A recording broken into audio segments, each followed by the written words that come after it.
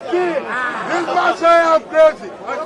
Quran chapter 15, verse 6 says that Muhammad was a madman. Chapter 15, verse 6. Open it up. Open it up. And that is not the only verse. That is not the only verse. Read it! Read it! Muhammad was a madman. You worship a madman. The Quran says that Muhammad was a bewitched man. Muhammad was a bewitched man. Quran says so. Muhammad imagines things. Muhammad imagines the Quran. Muhammad imagines doing things which he had not done. Muhammad imagined having sexual intercourse with his wife. But in fact, you want me to show you? That's what they say. Look, do you want me to show you? Do you want me to show you? Yeah, I'll show you here. Yeah. The crazy people like you say that. God says the crazy people like you. What did he say? That. Did Muhammad say? Did Muhammad defend himself? Did Muhammad say he's not mad? Did Muhammad say he was not mad? Did Muhammad say? Was Muhammad bewitched? Was Muhammad bewitched? Come, let's see what Muslims did. Come, let's see what Muslims did. Was Muhammad bewitched? Was Muhammad bewitched? You was bewitched. Because the way you're crazy, you are a madman. Was Muhammad a bewitched man? Look, you madman. Come. Look how mad you are. You're dropping the Was Muhammad a bewitched man? You was a waste. Was Muhammad a bewitched madman? Answer the question. Was Muhammad a bewitched madman? According to the teaching.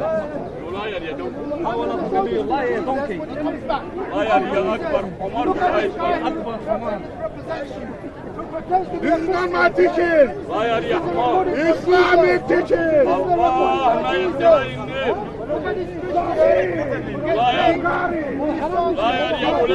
Number 3175. Muhammad sallallahu alayhi wa sallam.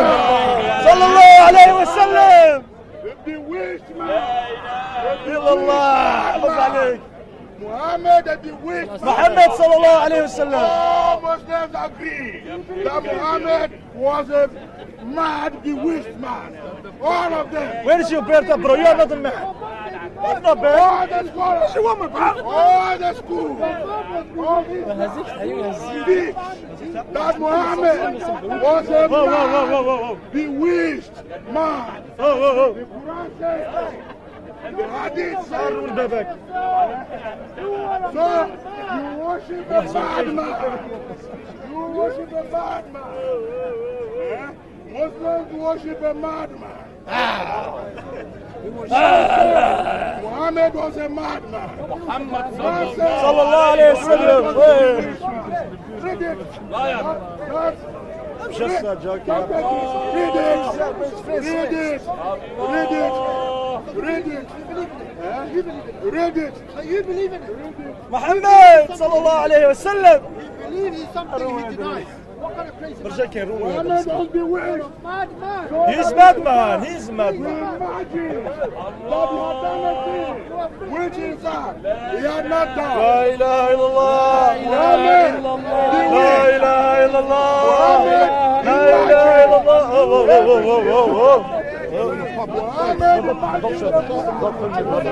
You are a good guy, don't tell me. I'm sorry. Muhammad sallallahu alayhi wa sallam. No, I don't want on camera, bro. I don't want to be on camera. La ilaha illallah. I will stand here. Okay? Muhammad, the mad, bewitched man. The Quran says Muhammad was a mad, bewitched man. The Quran says Muhammad was a mad,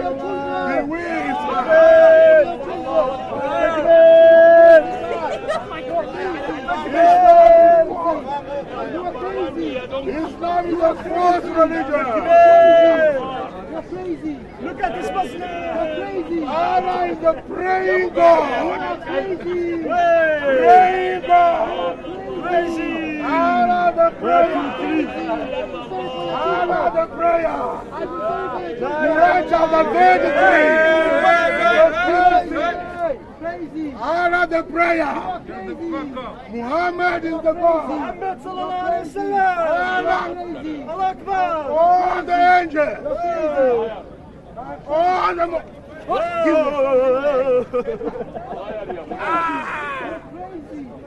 Allah. Allahu Akbar. All his Finish angels. it. Allahu Akbar. All the Muslims. Spend the whole of their time. Glory on Muhammad. Praise on Muhammad. Pray to. Who is Allah? Pray to. Allah spent his time. Pray on Muhammad. Allah pray. I called the doctors, man. This guy. Allah pray.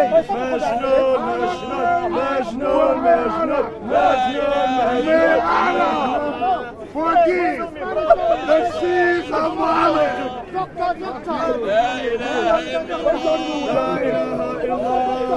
There's a guy who's gone crazy here. Allahu Akbar. Allahu Akbar. That's why I say there is no God but God. Does that make sense? Does that make sense? There is no God but God. Does that make sense to any person? No, is there any grammatical sense in that? You're donkey. هذا حمار. Testing. Sir, Wendell Daniel from StreetMic. Why do you think the gentleman behind you needs doctor's help? Because he's just going mad. He's just nuts. Everyone knows his behavior. He just screams. He's just shouting, and it's not good for his mental status. You know, it's actually, But isn't that his normal style of communicating down here at Speaker's Corner? but if you don't let someone speak, or actually reply, or if you don't allow someone to answer, then that's not a way of speaking. That's not a way of preaching. And Jesus would actually slaughter this guy for doing this, to be honest. Tell me something, yeah? I come down here most weeks, yeah? You've probably seen me. What attracts you to Speaker's Corner? The truth, to save people from the hellfire, to invite them to the one true God, as Jesus, Moses, Abraham, all the prophets did, and to indeed, our Prophet Muhammad said, wish good for the whole of mankind, that which you wish for yourself. We know we will go to paradise eventually one day, because we believe in the one true God, and we believe in all the messages. And those who don't believe in them, they will be eternally in the hellfire. And we don't want that for them. We want the good for them. That's why that motivates us to come here to save people from the hellfire. Hopefully. Thank you, sir. How can Allah say that? If Allah is God, He would help Muhammad. But Allah is praying that may Allah help Muhammad with all help. Allah cannot help. Allah cannot help nobody. Allah is praying that Allah may forgive the sins of Muhammad. That is going to forgive the sins of Allah, not the Allah that Muslims worship.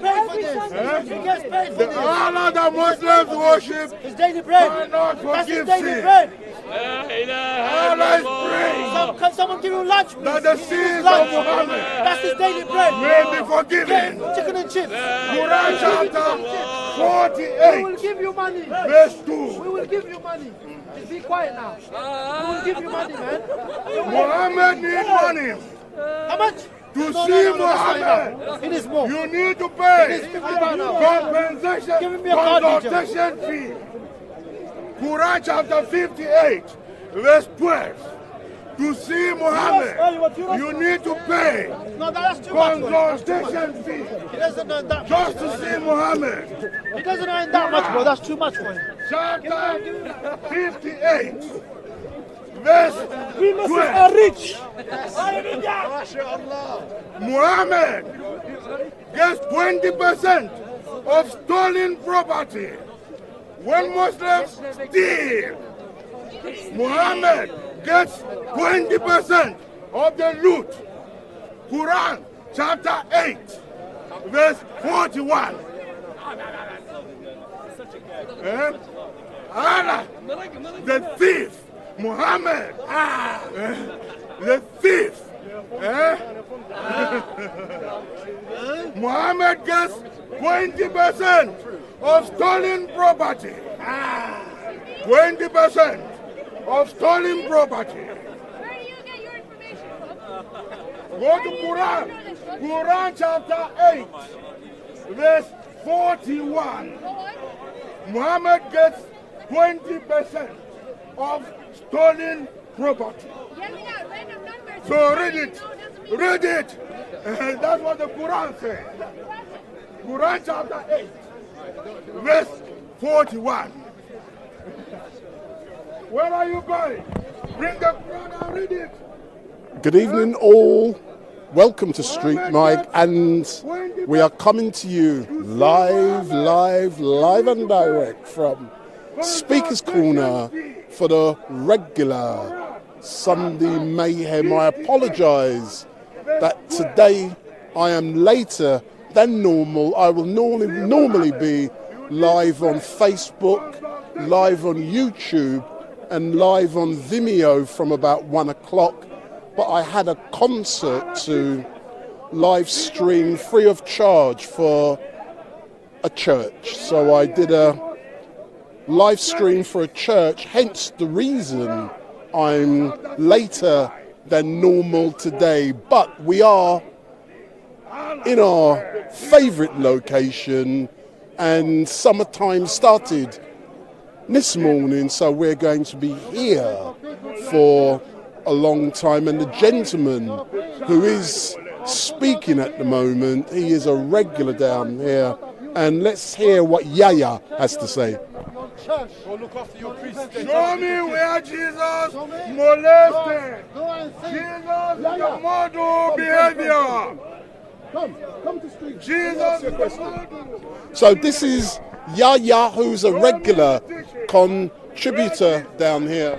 Thus, the children, men should have sexual intercourse with babies and children.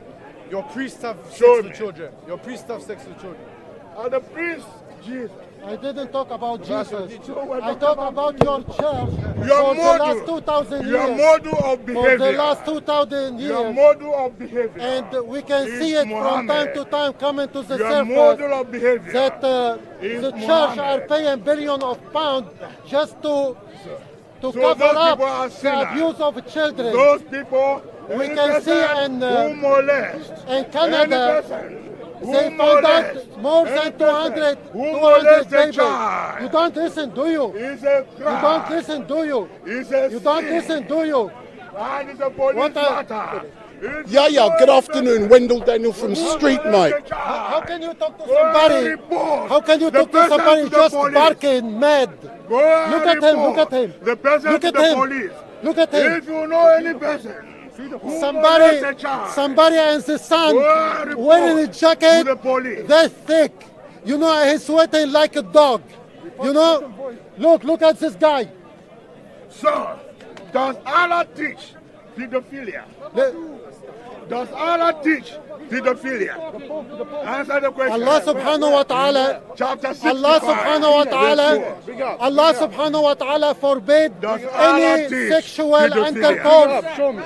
Allah subhanahu wa ta'ala forbid any sexual intercourse. And Allah subhanahu wa ta'ala forbid intercourse with the children or minor. Because Where? the surah Where? 65:4 talk Where? about women Where? Show me. in the Quran. Show me. Surah Al-Talaq talk about women, Open the Quran. not about minor. Open You're the not Quran and show listening. me that. You're not listening. Open the You're not Quran. listening. You are the Open the one who Quran and claimed. show me what you are are the saying. one who claimed chapter 65, Open- verse number open the 4. Quran and I'm show me. responding to you. Eh? You said, you according to you, Allah, Ya subhanallah. Allah, according to Ya you, subhanallah. Allah does not teach. Allah, according to you, Allah does not teach. You're not going to get paid for Having overtime. sex with You're children. not going to get paid for overtime. I'm not going to pay you. Open the Quran I'm not going to pay and you for show overtime. me. I'm not going to pay you for overtime. Open the Quran and show me that You're not going to teaching. get paid for overtime. I'm telling you Chapter now. 4. Open the Quran and Chapter show me 4. that teaching. Chapter 4. Listen. Listen. Listen. Just tell me the verse. Show me the verse in the Quran where Allah say don't have sex with children. Listen. Show me that in the Quran. Listen so you understand. Show me in the Stop Quran. saying Where show does me. Allah say that? Stop showing me. Where does Allah say I'm that? telling you. Open the, don't tell me Chapter- you are not Allah. Chapter 4. Where is does chapter Allah Nisa. teach that you should not have sex with children? Open the Quran and show me. Where does Allah teach Chapter 4. that you should not have sexual Chapter intercourse 4. with children? Be quiet now. Show me. There's no point talking to Open the somebody. Quran. There's no point talking to Your somebody opinion who's doesn't too matter. dumb, who's too dumb Your opinion not to close does his not mouth to matter. listen. All you need to do is open the Quran and show me where Allah teaches that you should not have sexual intercourse with children. Simple enough. Open the Quran. Show us where Allah teaches that you should not have sexual intercourse with children. That will seal my mouth. Do you like children? Open the Quran and show me. Chapter 4. I've never seen a Wait. Chapter 4, it's called Surah An-Nisa. The chapter of women, not the chapter of minor. You understand? I don't think you understand. You take your shahada, Habibi. Surah I am Al-Talaq. asking you to show me. Surah Al-Talaq. The I chapter am not of asking you divorce. to explain The chapter things. of divorce. Show me wanna speak where up? Allah You're on teaches. a speaker. You're not Show loud. me where You're not Allah loud enough. teaches I can't hear you. that I you can't hear you. should Loud not down. have sexual intercourse with children. Chapter 65, verse 4 teaches I think he needs a tissue. that He's sweating. you can marry and divorce children. All the schools of jurisprudence, all 5 of them, agree that you can marry a girl of 1 day old. Can you read Eh? it? Can you read it? All I of them correct teach you. that. The Quran teaches Louder, this. No, it doesn't. Because the Quran say marriage is between two Who is your adults. authority? Two adults, not Tell me an one adult and a scholar. minor. Tell me And one there is scholar. rule and condition. Tell me when you one marry. scholar You can that agree with marry a woman even without. Are you a scholar? Are you I a don't need to be a scholar? scholar. We can open the I don't scholars need to here be a now. scholar. Eh? We can open the scholars now. What they say. He want to open the scholar. Yeah, he it's want not to a open the scholar. scholar. How do you open the The scholar? Quran How says can you so. open Let's scholar? open the scholar. The teaching of I Islam advise you says to so. close your So mouth. who are you? You are gay. Who are you? You are lying. Who are you? I am Yahya. The Quran Stand teaches independent. this. Go on my channel All Muslim and educate scholars yourself. teach this. Okay, defend yourself now. No, I didn't. Show me the verse where Allah teaches that people should not have sexual intercourse with children. Come back and show me. Don't go away. Why should I go to your channel? Tell me the best. We are here now. Tell me the best. Show me. Tell me the best. Tell me the best. Quran, chapter 65, verse 4. Teaches having, yes, marry and divorcing children. That is the teaching of Allah I am Messiah. and practiced by Muhammad. I am Practiced son of by God. Muhammad. Muhammad. Hallelujah. Allah Muhammad himself I am Watch the street of back.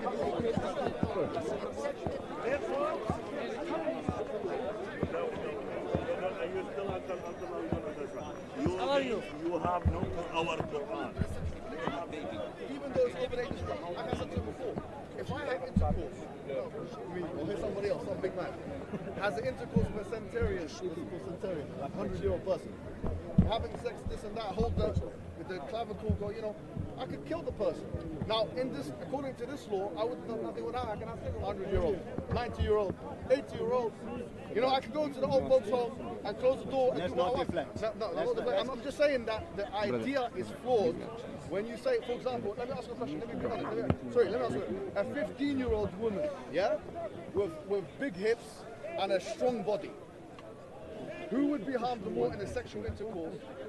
Her or a 100-year-old woman who's in her last days of life? You're deflecting. We're talking about. We know that starts at different ages for different I'm not talking people. about We know this. I'm talking about I'm talking about that because it's relevant to what we're saying. I'm we know saying that changes depending on the person. So some people may reach the age of puberty at 13. Some people may reach the age of puberty at 16. We know this, but we're saying. I'm not mentioning puberty. I didn't say you. I said harm. I mentioned it. Okay, and fine. so the point is, the reason why, in the context of this conversation and asking questions, there are many Muslims who say that as soon as a girl starts menstruating, then she's ready. Okay, but as I said, the Prophet goes against this because the Prophet ﷺ, he said in the hadith, "La darar wa la dirar." There is no harming or reciprocating harm. This is a general principle in Islam. In fact, the usulis, the people who are specialists in principles of jurisprudence, they say one of the guiding principles of Islam is ad-dararu yuzal, that harm is to be averted. And by the way, Shatibi, who is seen as the master of this topic, which wrote a book called Muwafaqat in the 8th century, he said that principles in Islam, or qawaid, are more encompassing than individual evidence. And you may say, how could it be the case that a principle is stronger than an evidence, like a Quran Sunnah evidence? He said because the principle is composed of many evidences. So the fact that one of the principles of Islam is that harm is to be averted is not just something that liberals say, the harm principle, by the way. So you could do whatever you want. So we have a stronger thing than that. We say you're not allowed to cause harm to yourself as well as other people. So what we're saying is this, is that all of the scenarios you're bringing are situations where harm is caused. I'm saying any situation where it can be established beyond a reasonable doubt that any harm is caused, and that can be said by specialists of that area, we would say it's haram to do it. Haram. Is that physical or psychological? Yes. Yes. Both, yeah? It is, well, it is haram, but the point is that there are many child brides within the Islamic world because of following the example of your prophet. Okay, can you give me some examples and stats, please? There are plenty of child brides. Where? Then you try to make the parallel between what's happening about human trafficking in the West. In the West. That's it, you're trying to the point is, in the West, they're not claiming to be following God. Okay. All right? We're talking about people who are doing this because they're following the example. Can you give me some examples? Prophet. Well, let me finish. Let me finish. Because of what Islam says, that Muhammad is the greatest example to all humankind. Okay. A man who married a 6-year-old girl. Okay. Well, as I said to you before, he didn't have intercourse with her until she was 9. Well, that's the point. The point is, why did he wait? The question is, why did he wait? My question is, why did he wait? Is that a virtue for him to wait until she was 9? No. Why did he wait? When did she start? Why did he wait? Why did he wait? I don't know why he waited. You tell me why he waited. Why doesn't it? Because the idea that you're trying to spring forward to us today, well, hold on, is that you're making the argument that Islam encourages. Following the example of the Prophet Muhammad, and therefore people get married to youngsters who are harmed because they're following. Now I'm saying to you, I've already explained the evidences that the Prophet himself disallowed harm. Okay, we've also got an additional evidence that Aisha waited 3 to 4 years actually. Yeah. Now my question is 9. Okay, my question is, if it was unrestricted, then why wait? By the way, just let me tell you something. In the 4 schools of Islamic thought, by the way, there's ijma', there's consensus that you cannot be an adult before the age of 9, and that you are an adult at the age of 15. That's where the thing is. So from between 9 and 15, we say that's where adulthood is. Okay, so between 9 and 15. Just because we have a different understanding of what adulthood is, it doesn't mean to say that the West is right. My question is now, we're saying it can be anywhere between 9 and 15. Yeah. 9 and 15. Now, but having said that, even if a 15-year-old, 16-year-old, 17-year-old is physically incapable of giving rights of the husband or the wife, if it's a person, if it's a male or female, depending on what they are, if they're physically incapable, then they would not be allowed to get into. If they do get into a marriage, then they would be sinful. The community will be sinful. The persons who know that they have this baggage with them is sinful. Everyone is sinful. So what I'm saying is that you're saying that Islam allows something. I'm saying that Islam denies it, and that there's strong evidence. In fact, I would like to know anything as restrictive as Islam. I would like to know. I would like to know anything as restrictive. Because look at the Bible, for example. Now, hold on. You mentioned the Quran. My point is that if you look at the Bible, there's nothing that restricts that. In fact, in the book of Numbers, you're a Christian, right? You got the cross, right? In the book of Numbers, chapter number 31, verse number 18, it's mentioned that Moses, when he goes into the nation, that you can take the young girls for yourself. Now, according to the Babylon Talmud, according to the Talmud or the Jews, they said that taking the young girls for yourself were girls that had never known a man yet, by the way. These girls, by the way, had been understood for thousands of years by Jewish people to be girls that can be enslaved by men, okay? There's no abrogation of this anywhere in the Bible. So my scriptures, as I've just mentioned to you, disallow the harm that is caused by the sexual intercourse. Your scriptures have no such disallowance. But the reality is that many girls are harmed. Okay, you're making because the same they're point. Following the example are you of saying the that the example many girls are that's the reality. Okay, many girls are being harmed. Yeah, okay. Throughout the Islamic world. I'm making a scriptural argument right now. Okay, throughout the Islamic world, many girls are being harmed because of this. Okay. Within Christianity, we follow the example of Jesus. Okay. That's what the example we're following. Okay. Now, Islam says that Muhammad is the greatest example for all humankind. Okay. I'm saying that Jesus Christ great. let me finish. Of course. Is the greatest example for all humankind. Whereas even the Quran says that Jesus never sinned. Even the Quran says that Jesus was born of a miracle. Okay, brother, let me ask you a question. But was Muhammad without sin? No, he wasn't. Okay, that's what you're saying. But here's what No. I'm saying what the Quran says. No, the Quran says that Jesus was without sin. Okay, look, we agree. So I'm saying that Jesus is the greatest example for all Are humankind. you following Jesus as an example? Bro, 1 second. Let me come back, right? Go on. My question to you is this, yeah? Do you believe that having sex with a child, in your understanding of it, someone who's, let's say, prepubescent and incapable, that we both agree that person is a child, both of us would agree, right? A 4-year-old, for example, a 5-year-old. We all agree a 5-year-old is a child, a 6-year-old is a child. Okay. Yes. Having sex with that age, yeah? Do we both agree that that's immoral? That's wrong. Yes. Okay, no problem. Do we agree that it's immoral in all times and all places? Okay, I would say that was wrong, yes. Yeah, okay, it's wrong in all times and places. Now, Jesus Christ, you believe in the Trinity, correct? I believe in the God of the Bible. Right. So Jesus Christ is part of a triune Godhead, correct? Right. All right. Which means he's the author of the Old Testament, correct? Right. Correct. So if he's the author of the Old Testament, he is the one in the book of. Wait, let me finish. He's the one in the book of Numbers, chapter 31, verse number 18, that's telling the people to take the young girls for yourself. So was Jesus Christ, who you say is, wait, hold on, who you say is the guide? He is the example. He's the example. Okay, that's all right. Okay. He's the example. No, but Jesus Christ, who is the example, who is the guide, who's the one without sin, he commanded to sin, correct? He did not command to sin. So wait a minute. So what it says in Numbers chapter 31, verse 18, is it sin or not? Listen, I'm not saying that you're allowed to do that at all. So Jesus was wrong. No, I'm not saying Jesus is wrong. So what is it? It's dilemma, isn't it? No, Jesus is right. So Jesus is right to have sex with the girls? No, I'm not saying that. Does it say have sex with them? Does it say have sex with them? Take them for yourself. Take them for yourself. Does it say have sex with them? What are you going to do with them? Does it say have sex with them? You can do more than have sex. Does it say have sex with them? You can do more than it doesn't say have sex with them. But the point is, with your prophet, we know that he married a 6-year-old girl. Let me finish. You've done most of the talking. He married her when she was 6, and we know that he consummated. I won't even call it a marriage. You don't have to call it anything. Yeah. You just said. We know that he had sex. We know that he had sex with her when she was 9. Listen. no problem. I'm saying to you this. No, it is a problem. It is a problem. No, it is. Of course, it's a problem. It is a problem for me, and it's a problem for a lot of people in the world. No problem. But it is a problem. It's a problem for grown men having sex with a 9-year-old So girl. Jesus was wrong to say to. Well, hold on. Jesus. I've already said it doesn't say go and have sex. What does it say? It doesn't say. You just Say said them for yourself. We're gonna do with them. yourself. We'll do with them.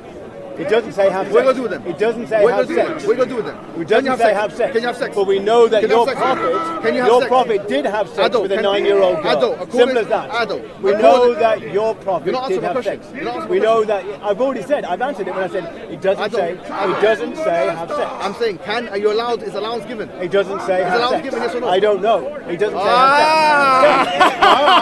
I don't know. But here's the reality. What we know. No problem. It doesn't know. The reality, what we do know, is that your prophet had sex with a 9-year-old. That's what we do know. No. I'm not throwing stones at all. So you just said. I'm speaking out against anybody, any grown man who has sex. So with a Jesus, child. your God, was wrong. So if when the he was saying Bible having says, sex. if the Bible says that, then we can see for ourselves. All right, so get it out and tell me. Take I don't need to get it out. Yes. Okay. Take the young ones for yourself. Okay. Young ones. Okay. Young ones that have never known a man. Never known a man. Okay. Yeah. Good. Okay. So what are you gonna do? Does it say have sex with them? That's allowance. According to hold on. Here's where you're cornered. With all due respect, yeah. Listen to me. Does it say have sex with them there and there? Hold on a second. No, hold on a second. No. Does it say have sex with them there and there? Why does it mention them? Let me speak. I'm not saying that it says have sex. Sorry. You said something. Can you repeat it again? I don't listen. You said something in my ear. I don't listen to me. No problem. I have not said that you can have sex. You go command.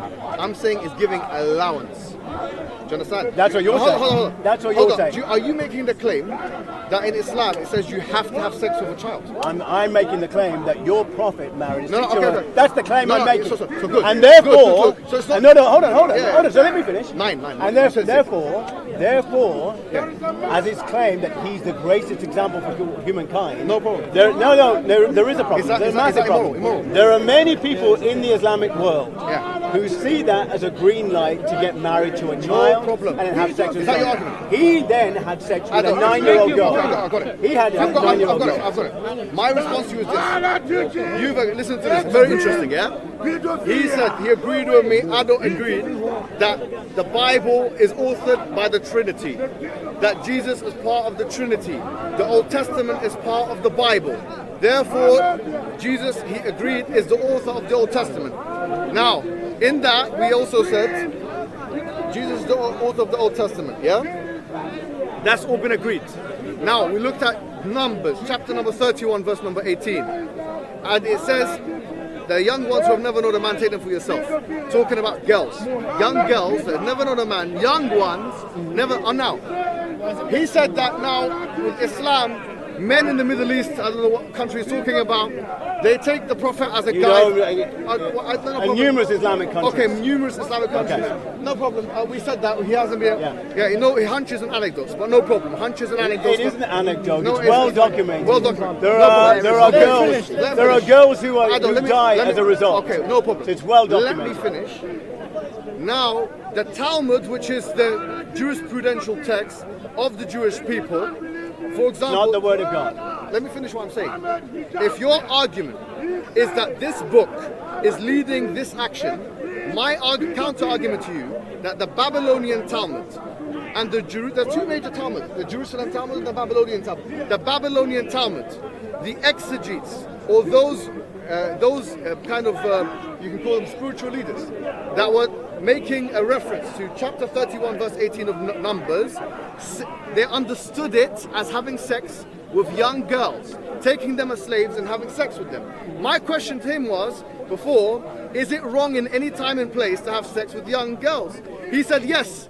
Now if Jesus is the one who is commanding something which is allowing sex with young girls. It doesn't mention sex. Hold on. It doesn't mention Hold sex. on. What? No, that's hold on. It doesn't mention sex. Hold on. He said something which people understood, the primary audience. He's saying it's about guidance. How about people understood it sociologically? Well, then the same argument can be made about the Jews. They understood it as what? As having sex with young girls. If that is the case, that an injunction of a text can be understood in a manner which would have the net effect of leading to sex with young girls, then that's exactly happened with chapter 31 verse 18. How many of the Jewish prophets had sex with young girls? Listen, no, that's what no. It isn't changing the goalpost. I'm not. No, I'm not. You're changing the goalpost. How many? If Moses, you're changing the goalpost. Moses is the author of Numbers. Moses is the author of Numbers.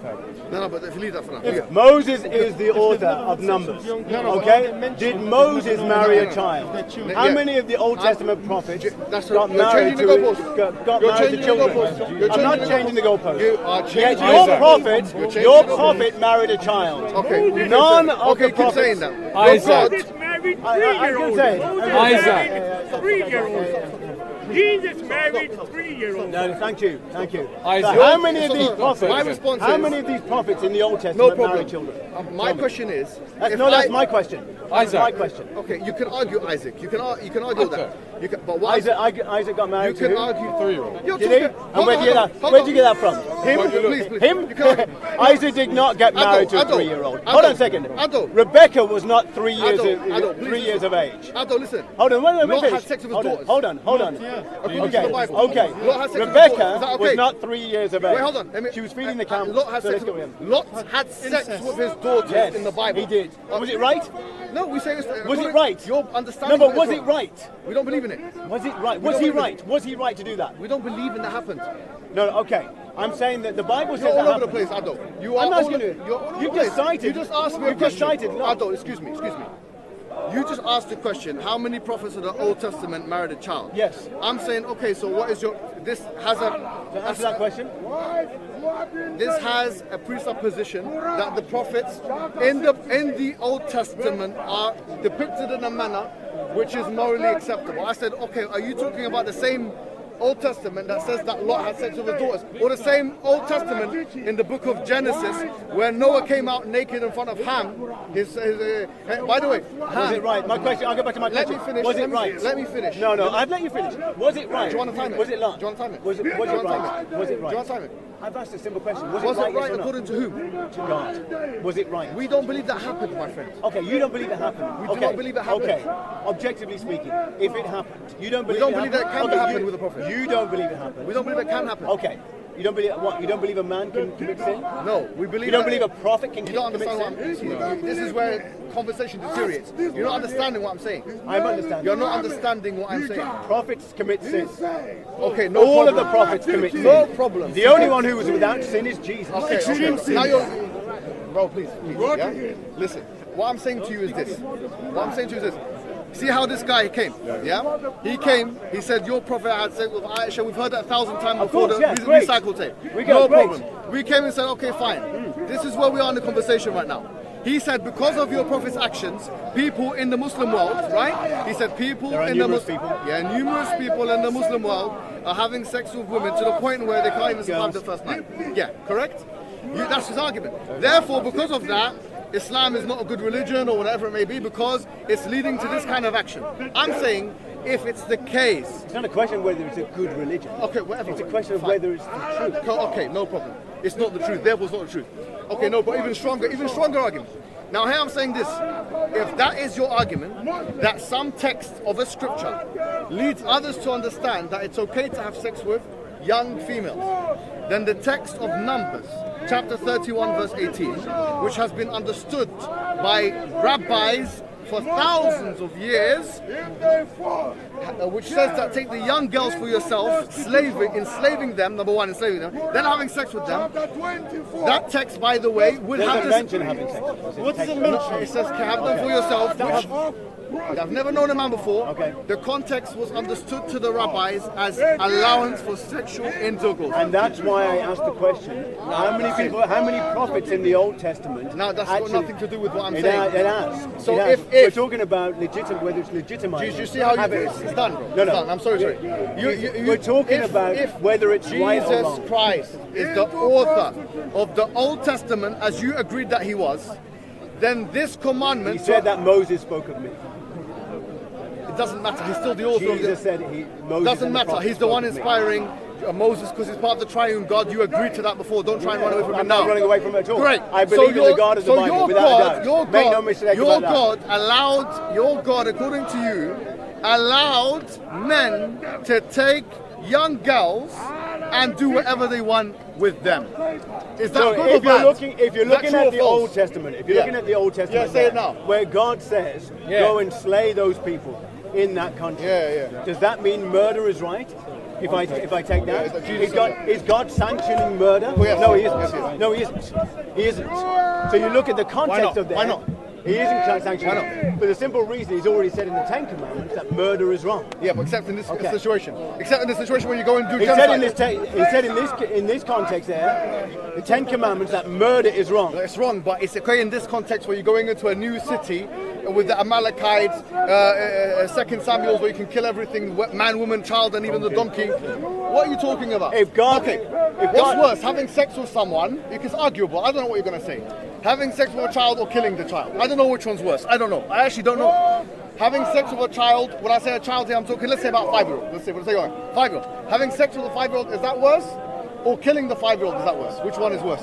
Are they both bad? They're both bad. Okay, great.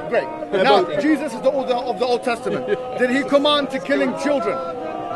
God commanded to kill people in the Old Testament, correct? Including children? God commanded, yes. Is that right or wrong? God commanded it. If God commanded it, he's the author of life. God is the author of life. God is the author of life.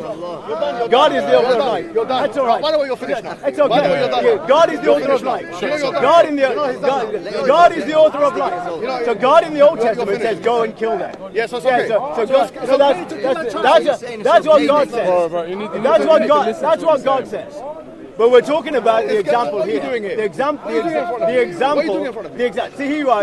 Honestly, what are you doing in front of me? I'm asking about your religion. No, but you failed. I'm asking. It doesn't matter about whether. It's not about me failing. You may leave now. You care about your ego. You need a reputation. You need followers online. I don't need followers. Okay, good. I couldn't care less about followers. I couldn't care less about popularity. You know me. I know that you need followers. Okay, great. And you need you know what? Islam will turn on you. Okay, no problem. Because you're such a gift against Islam. Okay, thank you. Islam will turn on you. If I was such a gift, you wouldn't be standing in front of me. Islam will turn on you. With a cross. All the people who are laughing and supporting you today, I'm telling you now, they're going to turn on you. You're sanctioning the murder of children. The same people will turn on you. Summary. The summary is this. The summary is this. There are little girls today who are dying today. There were little girls a couple of thousand years ago got murdered. Summary, he just admitted that so long as his God says it, there are little girls today who are dying. They're dying today because they're following the example of your prophet. So it's okay. Your prophet married a 6-year-old girl and then had sex with her when she was 9. Did Jesus do that? Okay. Jesus commanded to kill a child. Jesus did not marry a child. Did Jesus command to kill a child? Jesus didn't lie. Did Jesus command to kill a child? Yes or no? Didn't kill anybody. Did Jesus command to kill a child? Jesus didn't kill anybody. Hold on. That's not how it works. That's how it works. No. If I tell you to kill someone, you go kill someone. I could turn and say, I didn't kill him, but you did. And then the law will come back onto me saying I'm part of it because I set you up. Of course, yes. So if Jesus told you to kill someone, he's part of the murder. But Jesus didn't kill anybody. He didn't marry I'm asking you, did Jesus ask to kill it? Did Jesus command the Amalekites to be exterminated? Again, you're talking about the Old Testament. Doesn't matter. It does matter. Did he do it yes or no? Did he do it yes or no? Because those people are coming against the people of Israel. It does matter. Does he do it yes or no? I've already answered that. Did he do it yes or no? I've already yes answered or no? that. I've already yes or answered no? that. Yes or no? Where I said yes. God It's not true anyway. He said they were coming against God Israel. commanded them to go and kill them. Did he do it yes or I've no? already answered that. Did he do it yes or no? I've already answered that. God commanded them to go and kill them. Including God the children. Why didn't kill God them just all. kill him himself? That's what he It's said. just God. Okay? It's just God. When God... No, I don't. Okay. No, hold on. So Jesus commanded to kill a child. God can kill if he wants to. Because he's God. He can take But you life just said and he can give life. he can kill if he wants to. Here's But he gets a whole village to murder another one. Here's the example. God sent a flood throughout the world. The only he doesn't people who need survived, the only people who survived was Noah and his family. It is God who killed everybody. The camera. God can do everything. It is up to God. God gives life, and He can take away life. God can do that. Anything else you want to say to me? I couldn't care less about popularity. Well, he knows, that's why I he's couldn't going care to less about preach him. popularity. Regarding Aisha age, she was engaged to Mut'im bin Zubayr, and No. Please don't say she wasn't 9. Please don't do it. Don't say she wasn't 9. Don't lie. Don't lie. He wasn't going to say that. Okay, He wasn't going to lie. He wasn't going to say that. He wasn't going to lie. He's weak. He's going to distract. It doesn't matter. I don't care. I'm glad. I'm so glad I'm weak. Because God says, God, I couldn't care about winning arguments, scoring points, or being popular. No, but it makes a massive difference. What matters? You're responsible. What matters is responsible for people. What matters is condemning them to what matters hellfire. Is your so-called and prophet, you don't care. Your so-called prophet, okay, married a child and children are dying today as a result. I do care. No, I do care. Going to hellfire. I care about your soul going to hellfire. I care about you. Let's go over here. Let's talk. He's done now. You just turn around. There is no salvation. Yeah, just come over here. Let's talk. This guy's done now. Yeah, he's finished. Run out of bullets. Let's go. To kill kids. Then it's in the Old Testament. So as we saw, it does matter. open up, man. Your one's good. Your one looks alright. As we saw there, with that discussion, he started off with a very well-known interrogation, and then we started to investigate his own beliefs. We saw the most unusual and disturbing of double standards.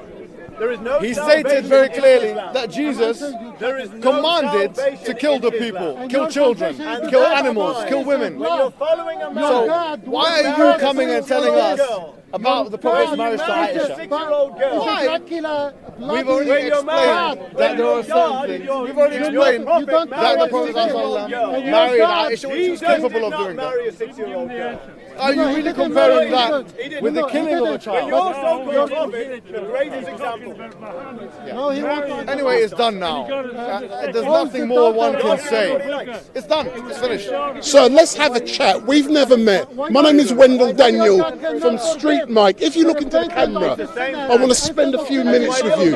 What's your name? It's why little girls Muhammad. are dying today. So Muhammad, tell me more about why it's important for you to be down here at Speaker's Corner. As we see, there's so many misconceptions that people have of the religion of Islam. They try and deplete the nuances from the religion of Islam by attacking, not listening, not engaging. But then when we put the arguments to them, we realize that they don't really have much to offer. So this is a place where we make our arguments. We believe we have the strong ones. And even the most, what we would consider the most antagonistic interrogations of the religion of Islam, we're able to answer them. And now he's heckling. He's heckling. He has resorted to heckling. Don't worry about him. Don't worry about him. Chat with me. If you don't want popularity, why do you keep coming into my cameras, brother? He wants to enter. We're finished. He wants to enter. We don't need you anymore. But Islam will turn on Okay, great. all your followers. So if you look into the camera, so moving on. How long have you been coming down here at Speaker's Corner and debating? 6 to 7 years, I think. 6 years. So during that time, I'm led to believe you have a channel. Correct, yes. And how many followers do you have? No. It's not about followers. I'm just getting to a point, yeah. How many followers? Popularity than I do, you know. So over the years, how many followers have you managed to accumulate? Let's pretend I have a big ego. It doesn't mean Christianity is true. No. But deal with me. How many followers? Even if I was the worst man in the world with the biggest ego and the hugest, the most ferocious appetite for popularity, it wouldn't make Islam false and it wouldn't make Christianity true. Coming back to my point, in regards to your followers, how many followers over the last 6 years have you managed to accumulate? Is that because you want to know for your own channel? No. The reason I'm asking you the question, sir. No. The reason I'm asking. This man needs to know that jealousy is a dangerous game. Very dangerous. But surely, if people follow you, they must believe in what you are saying. Me? Yeah. So they mustn't believe in your argument. He's following me. He's an avid fan. He doesn't believe a single word I say. So, but tell me, in regards to Speaker's Corner, what is it about this place that attracts so many different people speaking about religion? What is it specifically here? Is it because you can engage with others? With you, my friend, what's your name? Sorry, my name is Wendell Daniel from StreetMic. Okay, that's... no, sir, my name is Wendell Daniel, and what I like to do, I like StreetMic, and what I like to do, I like to engage with people and ask them questions. Look, the thing is, we as Muslims, when it comes to mainstream media, I had a conversation with the BBC right here over there. I was having a conversation. I'm live streaming now. When we get into mainstream media, it's always a narrative that's not ours. It's always, we are fitted within the greater hegemonic narratives of the powers that be. In this place, they have not been able to manipulate our speech. What we're saying is unfiltered. When we overpower our enemies, not through ourselves, but because we have stronger argumentation, that is allowed to be broadcast. And that's been happening now to a point of great frequency with different people here. And the reason why Sunni Muslims in particular have been able to get the kind of following in this place as it has, and they have been able to do what they've been doing, is simply because it's a bit like survival of the fittest, okay? The best ideas, they're raised to the top. I've not seen a single person in 6 years of coming to Speaker's Corner convert to Christianity in this place. Not one person. And why do you think that is? Because it's a false faith. Hey, yeah, right. No, yeah, right. People are disillusioned with the idea of the Trinity, idea that God is man, that the Bible is from God, and they're seeing kinds of email us saying fallacy. That we're out. Fallacy after. We're out of this cult. See, look, see, it's interesting that he references the emails that he gets of Muslims leaving, not Christian people becoming Christian. But I'm not interested in him. I'm interested in you. Yeah. What advice would you give for those who are considering the possibility of coming down to Speaker's Corner to engage just like yourself? What advice would you give to those? I'd give the advice that, look, you have to have your arguments ready, especially if they're from our side. We have a verse in the Quran where Abraham says, وَتِلْكَ حُجَّتَنَا آتَيْنَاهَا إِبْرَاهِيمَ عَلَى قَوْمِهِ, that these are our arguments that we gave to Abraham against his people. So we believe that, having arguments, having the sharpened sword arguments, coming to Speaker's Corner is a prerequisite. And at the end of the day, if one doesn't, because look, this man came to me, I didn't come to him. He came to me with a series of hunches and anecdotes. I'm giving you guys talking about this happening in the Muslim world and whatever. And then when he's confronted, we've heard it before. And then when he's confronted with a range of sociological arguments, theological arguments, scriptural arguments, and philosophical arguments, he's left to conclude, for example, that Jesus Christ can command to kill a child. That's okay. But the Prophet marrying Aisha at a certain age after he waited for her to be ready, that's not okay. You're conflating the Israelites being at war in the Old Testament. I hear you, but final question. What can be done to encourage more women to come here to debate? I think people like this have to leave the park. Because people like me and you, the handsome ones, they can come. But I'm only kidding. But, I think the reason why women are not, attracted to this place is because of the vulgarity associated with it. And there's too many men. Yeah, inhospitable environment. You have people... Too much violence. Stabbing in the head. Oh, yes. And people, and not only that, people provoking other people as well. Okay, to violence, yes? Yeah, provocations to violence. From the religion of peace. But thank you very much for giving me this opportunity. But earlier on, you said you're now going to sum up with your team. Why is that bit, the summary, important? A summary is always important because if you can't say something in a few words, you can't say it at all. Albert Einstein himself, he defined genius as being able to take a complex idea and summarize it in very important points. So the summaries that we leave for the people at the end of our discussions, actually, and in fact in psychology there's something called recency effect, primacy effect and recency effect. A recency effect is the impression someone is left with at the end of a discussion. So people tend to remember the beginning and the ends of something. As we have seen today, the beginning of my argumentation and the end of this man's career. Hey, now you step forward. Step forward. No, hold on a second. Step forward. Step forward. I don't want popularity. And so, talking about the end of career, let's talk about the holes in the narrative. Let's talk about that from last year. No problem. Let's talk about the holes in the narrative. Yeah. The biggest hole of the narrative we've seen today is when a man says that having intercourse with a person of a certain age, which is disputed, might be morally unacceptable, but then says that killing a child can be acceptable if Jesus commands to it. I think that's a big hole in the narrative of infallibility, of biblical inerrancy, of biblical. Yes, so Jesus can kill who he likes. God can kill. God can rape. So, but God doesn't do that. God doesn't do that. God doesn't do that. And he never mentioned that in the scriptures. He never mentioned that. His God, he didn't spare even the animal. Kills the cattle, kills the animal. That's the baby against rock. That's his God. And the blessed is the one who does it. So he doesn't do it himself. This is one of the reasons. This is why people leave Christianity. They look at the Amalekites. Don't leave in it anything that breathes. There's no verse in the Quran equivalent to that. There's no verse in the Quran. There is no verse in the Quran equivalent to kill the men, the women, the livestock, and even the donkey. Burn everything. Burn everything. Kill everything. Burn everything.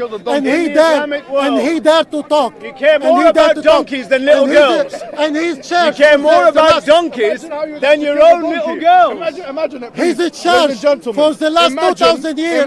They abuse everyone. Imagine, what's your name, brother? Yahya. Yahya, imagine the situation where someone's going around with a knife, the donkey's minding his own business, and he gets stabbed. You care more about the donkeys than the little girls. The little girls are in the Islamic world. You care more about them. The worst. His salvation is dependent about the killing of his own son. The father, he forsake his own son, and without blood, blood, no salvation. See how Dracula, a bloody God he has. For your sin, see how bloody God he has. As opposed to kissing a black stone. Anyways. As if that's going to give you, as if that's going to forgive you your sin. To kiss a black stone, to kiss a black stone is more merciful than killing your own son. Give me 2 minutes. Where have you been for the last month or so? I thought you were struck down by COVID. No, I have a child. He have tennis tournament always. And the last 4 months, I always, Saturday, Sunday, I always go with his tournament and he's playing. And he's only 11. He's beaten even boys under 16. And he's very, very talented, thanks God. Besides, the channel still on, Islam Defender Yahya. And no one from among the Christians are willing to debate the nature of God, because they are trying to avoid and they hate to listen to the truth. And this is what I feel and sense from the Christian. They want to talk to each other, and they only want to talk about the prophet marriage of our mother Aisha, which she was between 16 and 19. And when you provide the evidence, they turn away from the evidence. And this is the way they want to follow, only to deceive the people who are interested in knowing about Islam. And this is the way it is. I want to ask you a question about the gentleman debating behind us, who's always shouting and screaming, and you had a slight debate with him earlier on. What is it about here that attracts, in my opinion, cranks? You know, some lot of people who always come to this speaker corner, especially on Sunday, they have no life, and they are mentally mad. They come here and they go barking whatever they have, and that's it.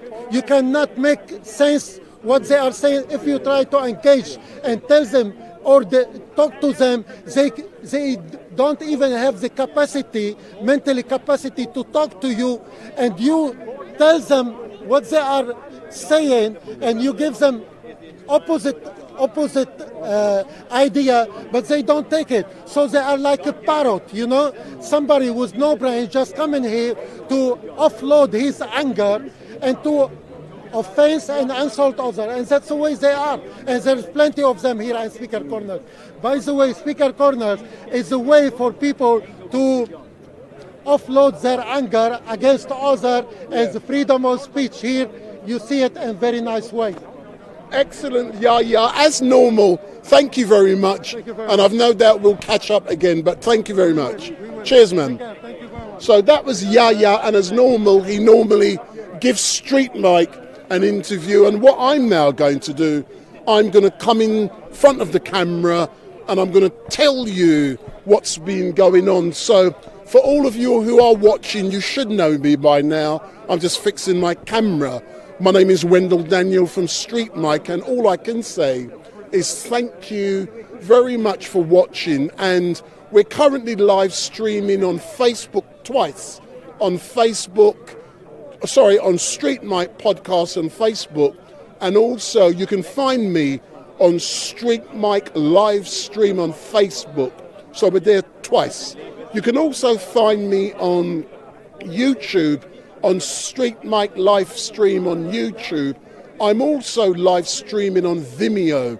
So at the moment, where they call it simulcasting on 4 different networks. So if you like what you're seeing, give me the thumbs up, make your comments down below, share with people and follow. So if you like what you're seeing, give me the thumbs up, make your comments down below, share and make sure you follow. But one thing you must also do is switch on your notification bell so that every time we go live, and we're live streaming on 4 networks now, you will be informed. So make sure that every time we go live, you will be informed. And the way that will happen is by switching on your notification bell. And it may be quite obvious down here at Speaker's Corner is that there has been an absence. And brother Leo Muhammad from the Nation of Islam, he hasn't been here for a number of months.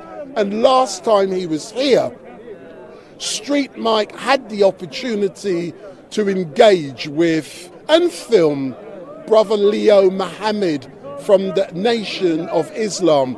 But last week down at Hackney, I had the opportunity to interview brother Leo Muhammad in detail, and that interview can be found on my Facebook page at StreetMic Podcast. But the important thing, I said to brother Leo Muhammad that, Leo, you have not been coming down to Speaker's Corner, and people are of the opinion that you have run away from Speaker's Corner. What's happening? And his response, his metaphorical response has made me laugh. What he said is that he's from Jamaica and he loves the heat, and because it's getting warm, you're likely to be seeing brother Leo Muhammad. And I know he's watching this very soon, but what he has said is during his absence, lots of weeds have grown up down here at Speaker's Corner, and he's going to be coming to Speaker's Corner very soon with his machetes to cut down those weeds. And that is coming to you live and direct from brother Leo Muhammad from the Nation of Islam. Because it's getting warm, he is going to be returning here to Speaker's Corner, and that is really great.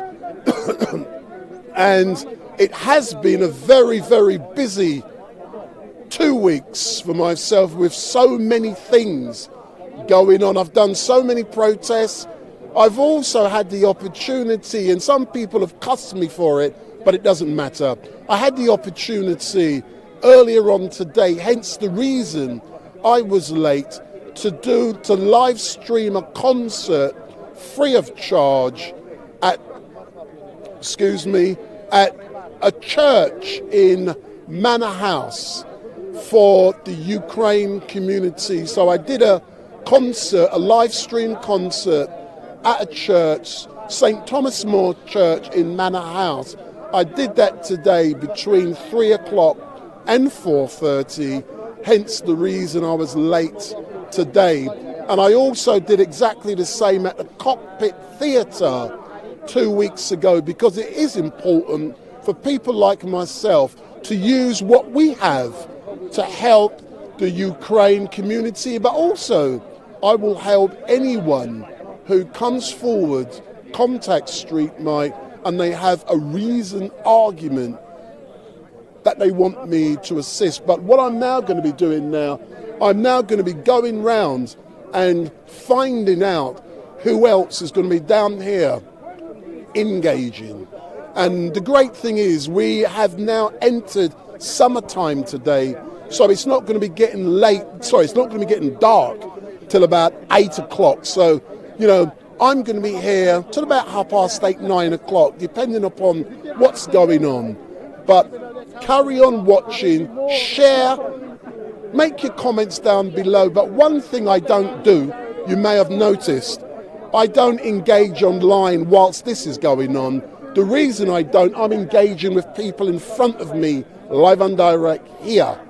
I would be ignoring them if I'm engaging online. So all I do, I switch on online and I leave it. When I get home, I look at numbers and I look at comments and then I respond as of when. But we're now going to be going around and engaging with others, and I do hope you like StreetMic LiveStream.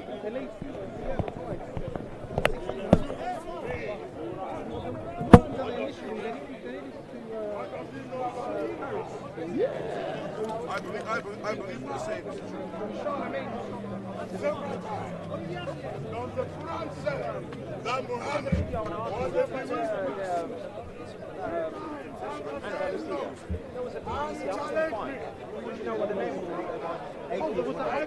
Whatever you want.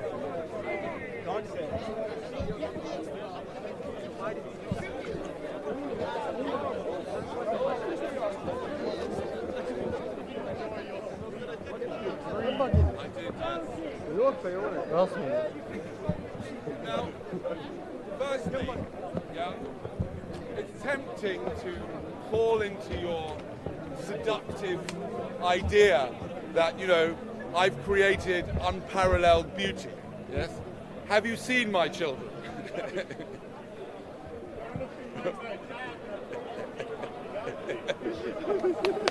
Exactly. Right. Now look, yeah, beauty is skin deep, and it's part of the illusion. It's all part of the illusion that gets people to procreate, because underneath the skin is all sorts of ugliness and madness and war that goes on in your body and in your mind. Yes? All sorts of ugly thoughts plague our minds, and all sorts of ugly illnesses can get in, and all sorts of ugly practices, and all this beauty that you see around you is also an illusion, and it's all part of the trick to get you to reproduce, and the trees trick each other, and they get, you know, they and the plants trick the flies, and they all look, the flowers look all very beautiful, so that they get penetrate the higher realms of beauty. That gives us some value. I mean, surely we should be around for that at the very least. There's also a huge amount of suffering, a huge amount of pain. And what I'm saying is that there's beauty in everybody, right? I don't need to create 3 of my own. I could have adopted, or I could have taken care of other people who had already been brought into existence. Why did I have to create 3 of my own? And why do you have to create any of your own? Are you planning on it? Are you planning on reproducing? Yes. What's that? If the condom doesn't work, that's ridiculous. You should know. A special tribute to Andrew Kelly. Why? What's so special about mothers? What, because they opened their legs and they allowed someone in? Oh, what's the big deal about that? Happy Mother's Day. Come on. Why are you making such a big deal about a mother? Mammals are very good. Why are they very good? I can grow a baby from your spunk. No, you can't. You cannot grow a baby from my spunk, dear.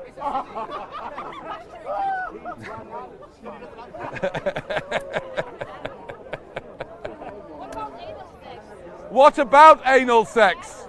Sorry, was that a proposition? I'd have to ask my wife first.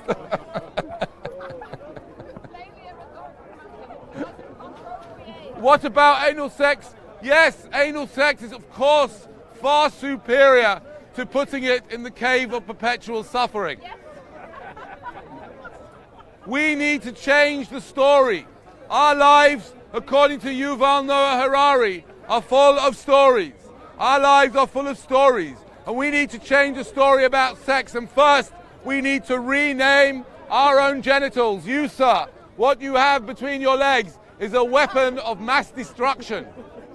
And you, ladies, have the cave of perpetual suffering. Think about it, sir. Let's make this less personal. Your great-great-great-grandmother, you don't know her name, do you? Right?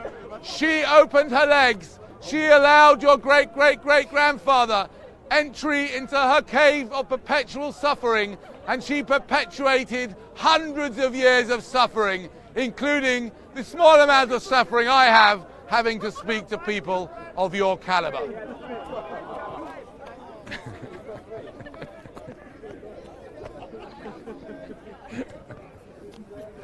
So ladies, you need to guard your cave of perpetual suffering and do not let a man in.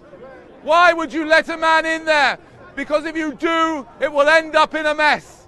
One way or the other, there'll be a mess. The biggest mess of all is a human mess. Think about how much shit everybody here has produced. Hundreds of kilos. For example, this man here, he's probably on a couple of 100 kilos and he's not even 30 yet. Right? 40, sorry about that. Yes, a couple of 100 kilos of shit. And what, okay, let me ask you here, look, every one of you, hundreds of kilos worth of shit. What have you got to show for it? You over there. What have you got to show for all that shit that you've made? Nothing, exactly. You, what about you? Nothing. You, what have you got to show for it? Nothing, nothing, not a thing. What about Mr. Alcoholic? What have you got to show for it? Although I do like your coat. In liquid form or canvas, in marble, we can appreciate it, we can make it, and we are valuable on those grounds. Oh, what are you talking about? Nonsense. What a load of... What, art?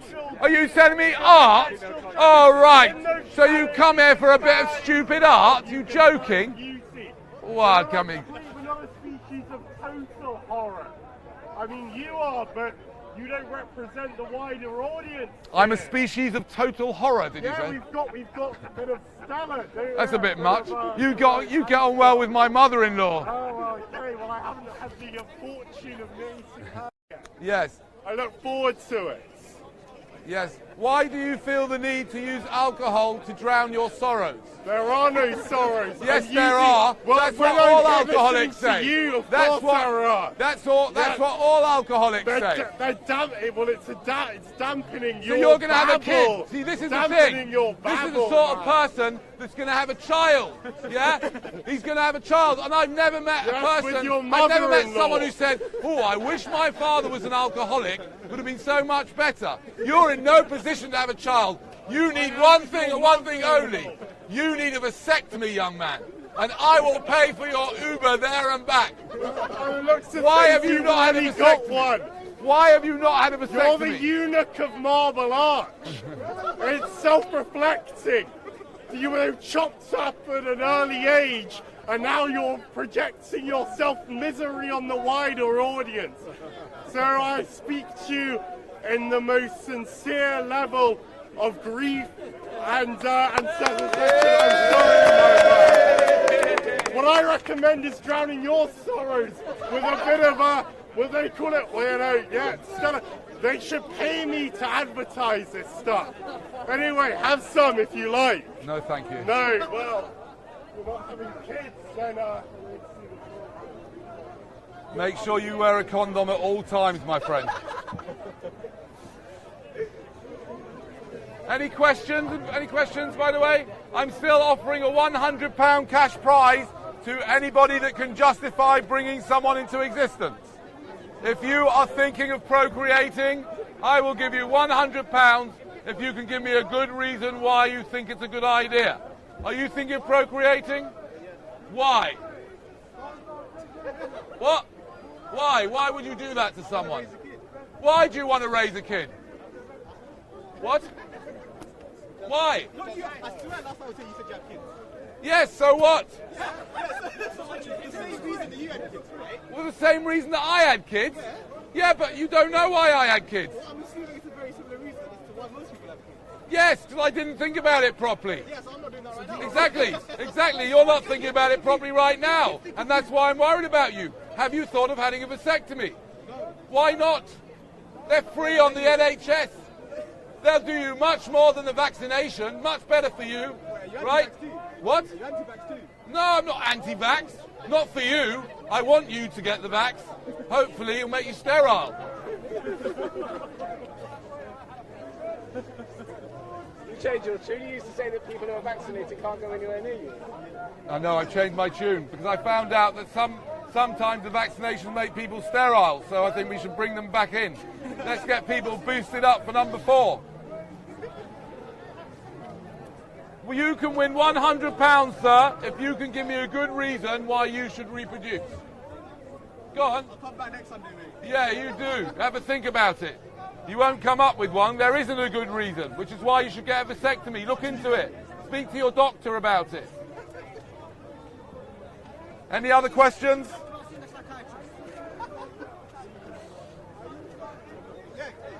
Why did your parents have you? What's that? They didn't have to use a condom. Why didn't they use a condom? Because it felt better. That's right. That's right.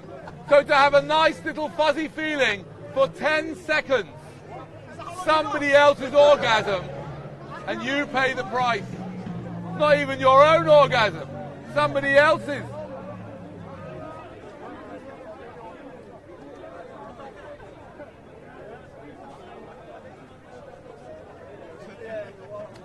Any questions?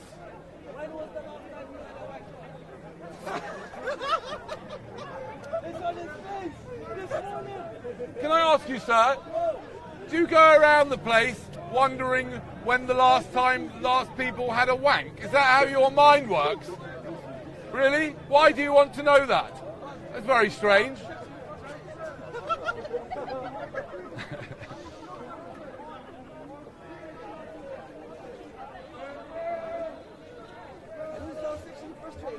Do I? Yes. All right. And let's say it's true. I'm sexually frustrated. So what? What's wrong with being sexually frustrated? Right. Why are you looking so close? Well, we're really going the downhill here. And this is coming from someone who's considering reproducing. Yeah? This is the way your mind works. You walk around thinking when the last time someone wanked. Who would want you as a dad? I don't know. No one. Nobody. No. I love your kids more than you love. Yeah, really? Yeah. I love your unborn children more than you love them. Yeah, why do you want to bring them here? You still haven't told me why you want to bring children into existence. Why? What for? So I can unload unholy nuts. So you can unload your unholy nuts. But you can do that without having children. Why don't you just do that somewhere else and leave the children alone? Leave your poor children and your poor wife or partner alone. Leave the women alone. Stop making them pregnant. Because it's a crime to make a woman pregnant, especially you. It's a crime in America, not in this country. No, it should be a crime here as well. It should be a crime. Especially you. Why would you make a woman pregnant? For what reason? It was an accident, Wallah. What do you mean it was an accident? Accident? There's no accident. What, did you fall on her? That's the only accident that can happen. Accidentally fell on her. Yeah? No, it's no accident. Because you can get yourself a vasectomy. Why have you not had a vasectomy? I told you last week to get one. It was a big queue. They're free. They're free on the NHS. She was a sexy nurse. She made it hard. It wasn't my fault. How big is your penis? Enough said. Okay, above average. Okay. So, ladies and gentlemen, for those who've just been here, we have a £100 prize to anybody that can tell me a good reason why they should be creating new human life. If you are planning on reproduction, please let me know, and I'll give you £100 if you can tell me why you think that's acceptable. The more people there are in the world, yes, the smaller the percentage of humanity you make up. Anyway, I'm done for a bit. Thank you very much. You cannot believe. Leave my microphone and let me ask you a couple of questions as normal. Okay. So, as normal, sir, what is your name? My name's Danny. So, Danny, as you know, my name is Wendell Daniel from StreetMic, and I love to engage with you every few weeks. You're back down here at Speaker's Corner. Yes. And I really do love your arguments. It makes me laugh. What made you decide to argue that real men don't breed? What made you come up with that argument? Well, I was having discussions with a friend of mine, and we talk about these things a lot, and we came to the conclusion that the difference between a man and an animal is that a man has the ability to have foresight and to see what the consequences of their actions are, and a man has the ability to know right from wrong. Yeah, and therefore the point about this is that if a man is actually in his humanity and has foresight, he would realize that it is not okay to take a risk with somebody else's life. Yeah, and that if he has enough foresight to realize all the possible things that can go wrong and will go wrong in that child and that person's life, he would therefore come to the conclusion that that is not a humane thing to do, to take a risk that that person could suffer terribly. Yeah, and therefore, and furthermore, making a decision to bring someone into existence means that the money and the time and the effort and the energy that could have been used to help millions of children that need help is used on your own project. And that is inhumane, to ignore the suffering of your fellows. What does your family have to say about your arguments down here at Speaker's Corner? Because someone said to me about a month ago that I believe your daughter came down. I don't know if that was true or not. Yes, that is true. Was that, you know, what does your daughter have to say about Daddy coming down here to have this discussion? I mean, my first response is, if you're really interested, I am. Yeah, then you'll have to speak to them, to my children. Yeah, because I think their attitude towards it is fluid. Yes, I think it changes. Yeah, but I think, you know, one of the main questions people ask me is, they think that by saying, you know, that I have a problem with reproduction, that means that that's some reflection on them. It's not a reflection on them at all, because, you know, it's in fact, I would say that of all my children's friends, I personally think that my position is the most compassionate. All of my daughter's friends' parents want their daughters and their children and their sons to procreate so they can become grandparents. Yeah. I'm the only one of my children of their circle who really does not want my child to do that, right? For her sake, for the sake of the child, for the sake of the other human beings, for the sake of the people that could be adopted, for the sake of the environment, for everybody's sake. I don't want that to happen, because I think that is creating human life is creating a huge amount of unnecessary suffering. You normally offer people £100. Have you lost thousands over the years? No, I haven't lost a penny, because nobody has even come close to coming up with a good justification for bringing people into existence. Would you like to have a go? But how do you decide what is a good reason? Because that's subjective. Well, I agree with you, but I use logic, logical fallacies. I point out logical fallacies. I use logic, wisdom, and what I would describe as wisdom to decipher whether what they're saying is logical and ethical. And none of them, they come up with all the typical arguments like, I want to continue my bloodline. What's that nonsense? Or, you know, or my child's going to make the world a better place. Yeah, right. Yeah, what child, you know. Just all this nonsense, yeah, that people come up with. Nobody has ever come up with something that's even close, and nobody has even really claimed that. And, you know, once I tell them and I explain to them why I object to their question, why their questions are logically fallible, yeah, they concede. Definitely the final question. To those who would like to find you on social media, are you available or what? I am at the moment.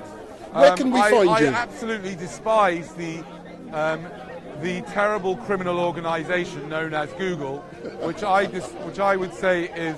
I hear you. I mean, the organisation is not criminal, but the people who work in it are criminals. So unfortunately, I'm still on YouTube, but I'm also on a platform called StreetMic. I'm on a platform called Odyssey. So that's where I kind of. But under what name can you be found? Experimentalist on YouTube. And then so social experimentalist. Anyway, thank you very much. And as normal, I love speaking with you. I love engaging, and I've no doubt we're going to have a hard debate next time. Thanks a lot. Thank you so much. It's nice to talk to you too. Don't forget my microphone. No.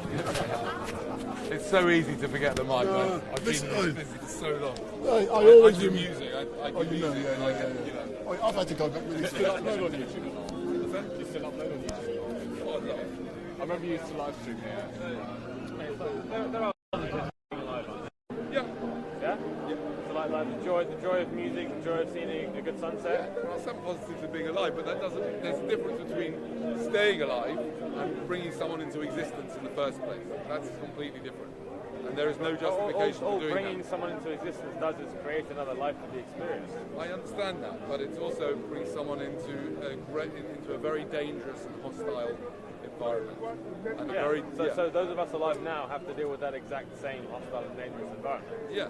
So the suffering. So does the suffering negate entirely the positive? I like the way the music goes with what it's saying. The positives cannot justify the suffering, especially because some people suffer in a way which is just too much, just awful.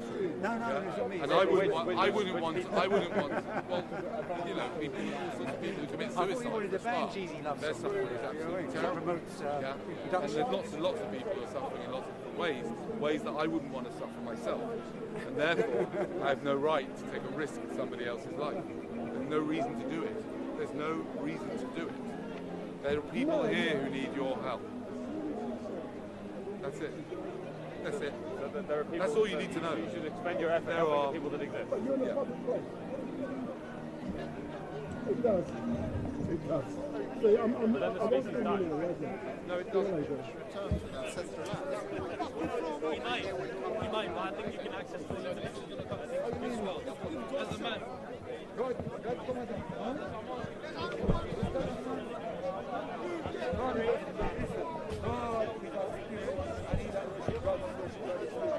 God is bigger than the earth. You heard? It says God, heaven is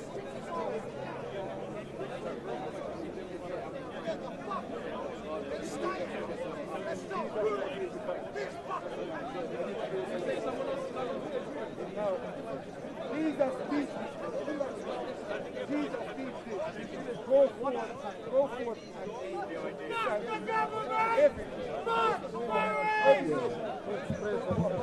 Fuck the government! What you have on your Fuck the race! What question you have on your mind? No, it comes to me, but I'm really interested in ladies coming down there. Shielding the light.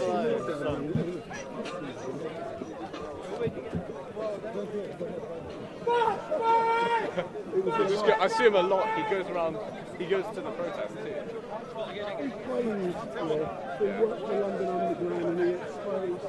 I remember you interviewed him as well. I've interviewed him. Yeah, many times. Are you still live streaming? Yeah. Till about 9 o'clock. Oh, what's your name? Do you know if anything's like going to happen, like any protests?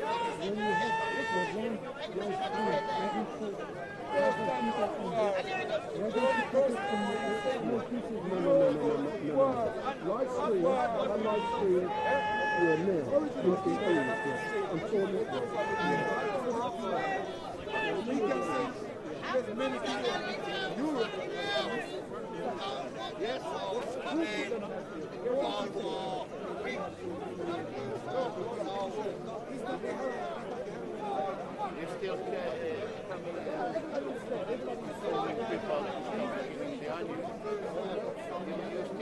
fighting for the cause of the animal.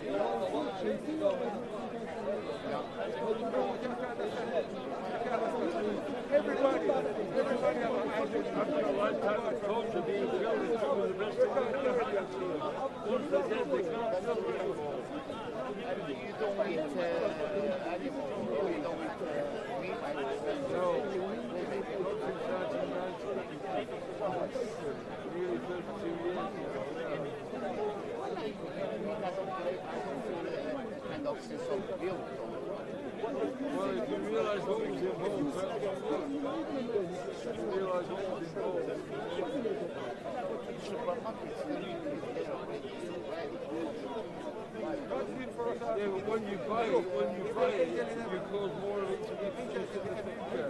The amount they produce is important to the amount of demand.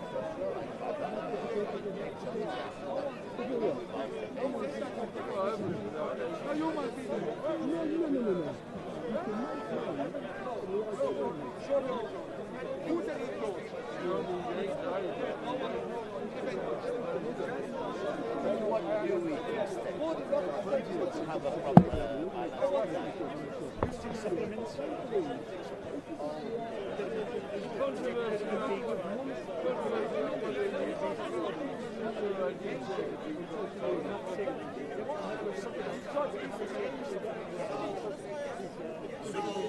They don't take it, then they get sick. No, they don't. No.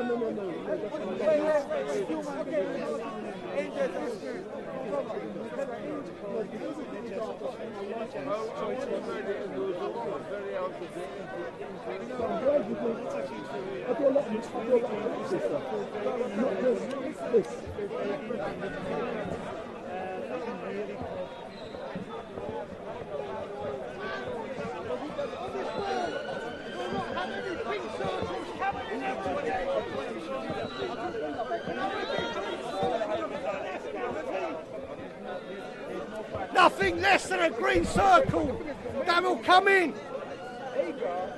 Can ever ruin anything. If we can guarantee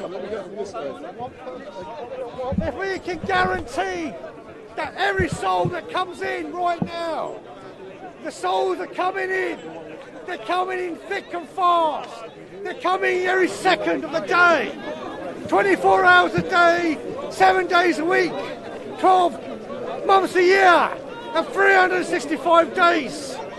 The souls are coming in. They're coming in, and then they're growing, and they're coming out. And we want to make sure every soul that comes in is at least less different, i.e. at least not dangerous, which will guarantee the safety and the peace and security of this planet. The time is now.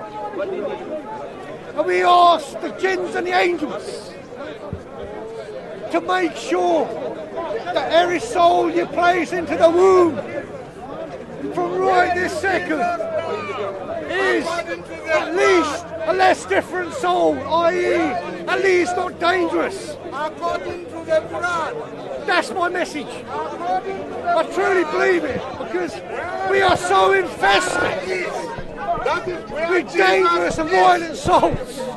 Step forward, sir. I want to interview you. If you stay there, if you look into the camera, sir. My name is Wendell Daniel from StreetMic, and I want to ask you a few questions. What's your name? Was. Beg your pardon? Was. Nicknames was.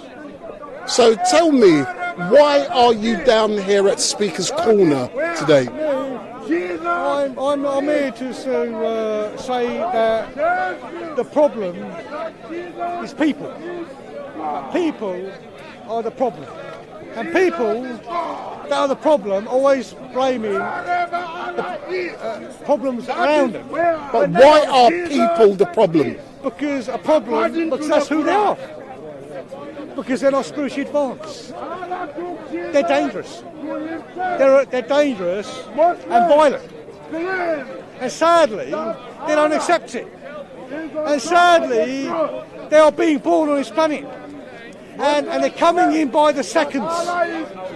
And if we can control the traffic of souls through identifying which ones are dangerous and not dangerous. So what is your solution to the problem, sir? The solution is that the angels and the jinns that are placing the souls in the womb, right, they do not place any more dangerous ones and violent ones. And all the souls that are coming down, as they are and have been, second by second, in places of the womb. I can answer your question. As we look around, we see people having debates, and they have people around them listening. You don't have anyone except in StreetMic. Why do you think that is? I don't know. He's shouting as well. Yeah, but he's got no one who's watching or listening. I don't know. I just come to let it out. So you've had the opportunity to let it out. Let the demons out. All right then, but thank you very much. The demons are trying to get them out. Thank you very much. Oh. The Quran never says that Allah took Jesus to any Jannah or any paradise.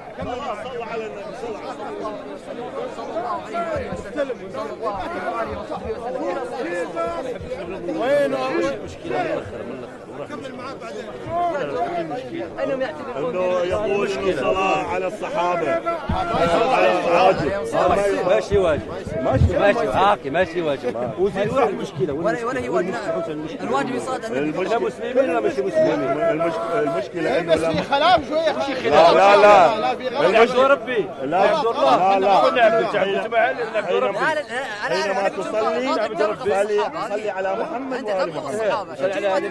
بس مو قدامنا هذا دائما حتى نكتب مو حرف الصاد. لا والصحابه من اللي فتح صار الدنيا رد علي. من اللي فتح فارس وفتح العراق وفتح الشام؟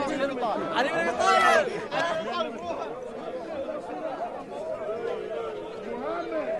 Is not with Allah. There is no other person with Allah except Jesus. According to the Quran. So, excuse me, sir. Can I interview you? I'm live streaming. Oh, you're live streaming. Yeah, I'm live streaming on 4 different networks. Oh, okay. So, good afternoon, sir. What is your name? If you step forward a bit. Step forward. What's your name? Victor. Victor? Yeah. So, Victor, tell me more about why you come down here to Speaker's Corner on a weekly basis.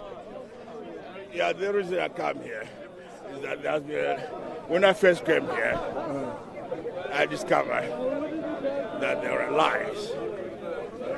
People here were saying that, I heard people here saying that Muhammad was sinless. all of them were saying that. And I asked many Muslims, even if you ask them now, any of them, was Muhammad a sinner? They would say Muhammad is sinless. That is a lie.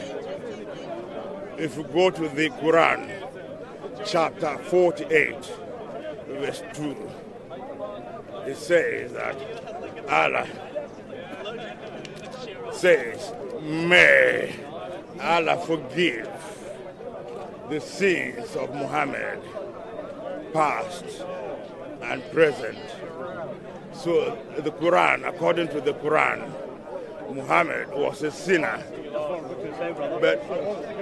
But Muslims disagree with the Quran. I have a friend, a lady. But if I could ask you some specific questions about yourself. I see you down here on a regular basis. I do understand you're having a debate about things you dislike.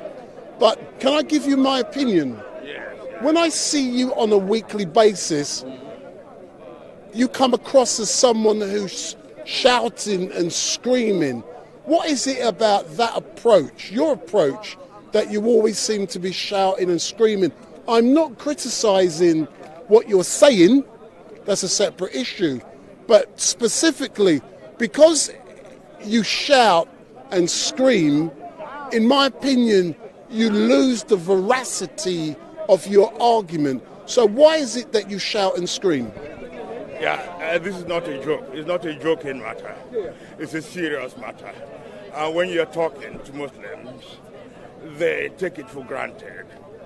Allah, in the Quran, teaches pedophilia. No. I'm not arguing if he does or he doesn't. No. I'm asking about you, sir. Yes. I'm asking why you shout. That's the question. Yes, I'm getting to that. I'm telling you that Allah teaches pedophilia.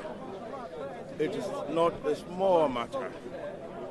It is not a small matter. Pedophilia and child molestation is not a trivial thing. They take it for granted. Even when you show them the pictures and you see them laughing at me. Rape is not a serious, it's not a small matter, it's not a laughing matter. It's a serious thing. And I'm trying to get this thing across them. But why do you need to get it across by shouting? Yeah, so when I'm trying to tell them about this, they are in denial and they're saying that I am a madman. That's what they say. But can I give you my opinion yet again why people may say you're madman? It's not about what you're saying, it's about, in my opinion, the way you're saying it, because your behavior gives the impression that you're deranged. It's not about what you're saying, it's about what you're doing.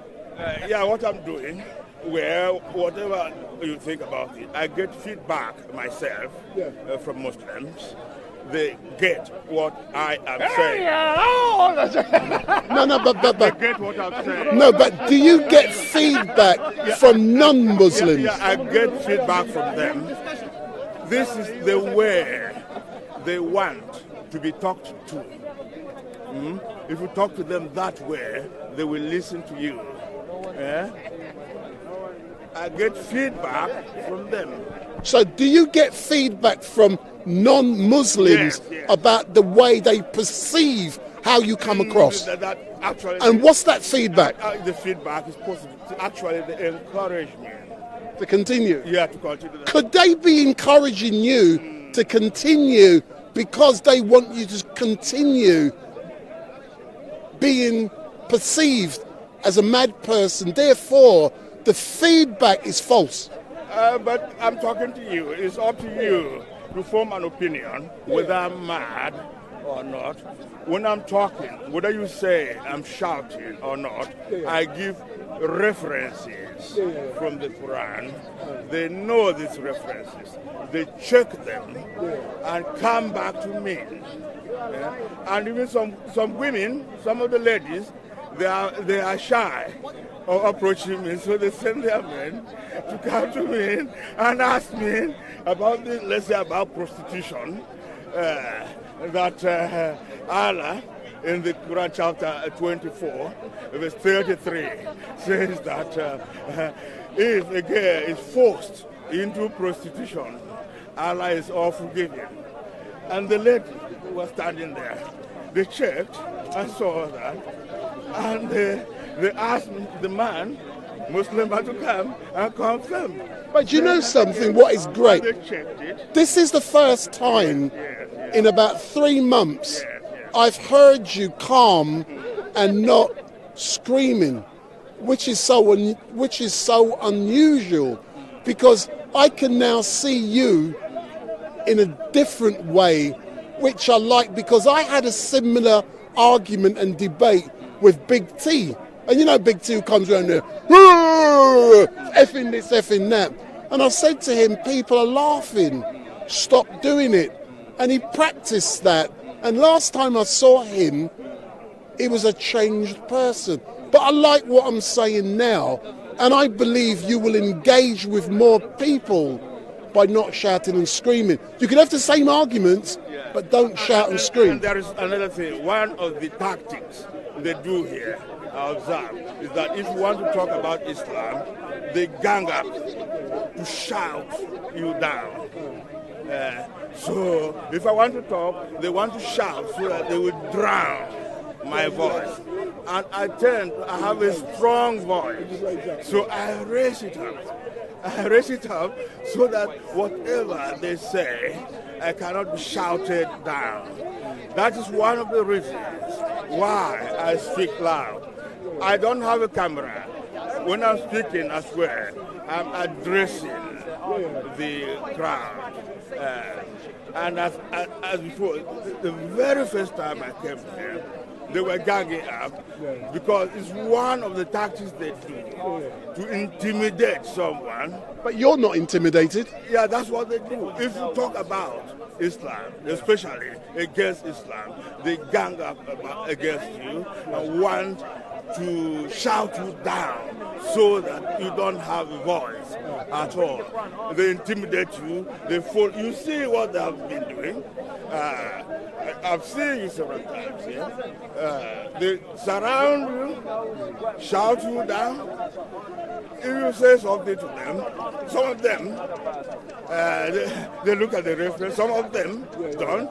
But some of them, as I've discovered, the reason they are here is not because they come here to learn anything. They are here because they are part of a mob. There are some YouTube Muslim people. They whip up these people to come here, to behave this way, to shout down and intimidate people, shout them down, follow them, and so on and so forth. Obstruct their way. I asked him to help they me receive defend, he said command. no. They receive command from them. They have a hierarchy here. Well, it's a public place. I can talk anywhere. That they do. And these are some of the reasons. When I came here, for example, you see Hamza, I came to him today. He said, I'm a mad person. When I came here, I think the third day, I spoke to him in the way I'm speaking to you now. In the discussion, according to him, we talked. He said he wouldn't want me to talk about Islam or anything. I should only talk about the Bible. But I agreed to that. So I spoke to him the same way we're speaking now. But my final point to you, my final question, because I want to capture a lot more people, I hope I've been fair with you in giving you an opportunity to say what you need to say. But in closing, is there anything you want to add on that you have not been able to say? Because you will have the last word. because I like to be fair and impartial. What do you want to add to what you can say? Anything you want, it doesn't matter. I'm live streaming on 4 networks. If people are prepared to hear, if I'm not shouted down, intimidated, I will speak the way I'm speaking. For example, today I came to talk about the Trinity. When I first came, that is what I announced, that I'm talking about Trinity. Then the Muslims came in a group and started heckling me. So the heckling contributes to the way I talk. Yes. If they don't do that, if people want to engage me, like now, to debate with me, we will talk. Any person who wants to engage me intellectually, whether on the Bible or on the Quran, I am ready. For example, I have a challenge now. Okay, for example, there is someone who comes here. His name is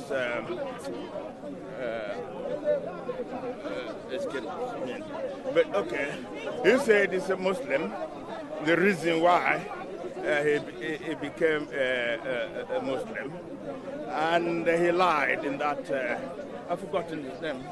But it doesn't really matter anyway. I wanted to put up a challenge for him, but no, but you can put up the challenge to him next time you see him. Yeah, but thank you very much. And what I'm now going to do is speak to this gentleman. But thank you very much for giving me. So this is the thing. Any person who wants to talk to me about the Trinity, who wants to debate me, because Muslims are obsessed about this topic, about Trinity. I want someone to talk to me about the Trinity. Any person? Yeah, no problem, no problem. Want to discuss with me about the Trinity, I am ready. And I say this because this will inform you of what they are prepared to talk about. Yeah, no problem. What I'm now going to do, I'm now going to speak to this gentleman. So if you stand in front of the camera, sir, so come forward a bit, Pull that down, we're out in the open air, man. No, let me let him speak to him. No problem. So my name is Wendell Daniel from StreetMic, and I'll start asking you a few questions and then we can move around. So tell me more about why you was inspired just now to come forward to make your contribution. And I'll try to be devil's advocate, yeah? What's your name? My name is Wendell Daniel from StreetMic. I'm currently live streaming on 4 different networks, sir. Wendell, thank you so much. Yeah. So the gentleman, I'm new here. Sorry. The gentleman that was standing, I think Victor. Okay, gentleman that was standing here, Victor.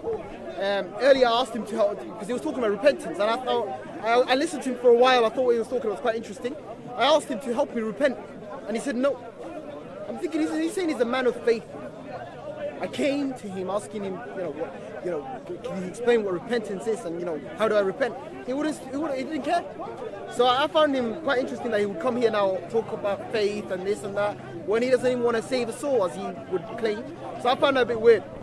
What I don't want to do, I don't want to criticize anyone else. Let's talk about you specifically, sir. You say you're new down here. Why was it important for you to come down to Speaker's Corner? To be honest, I just came to see what it's all about. I've seen some of the YouTube videos, I'll be honest, innit? So I just came here looking around. It was kind of boring, to be honest, but this gentleman, he was quite passionate. So I wanted to see exactly what he was on about, But it seemed like to me, the moment the light went away and there was no one standing around him, I came to him, it was only me, no one else. I came to him and I was like, you were talking about repentance earlier. Can you explain that? He didn't care. If there was 20 other people there, he'd be explaining it to me. And you can ask him, so I'm not making this up. So from your point of view, from what you're saying, you come down to Speaker's Corner, you come to learn, but it was boring, and the only one who you were interested in was what this gentleman had to say, but he didn't engage with you.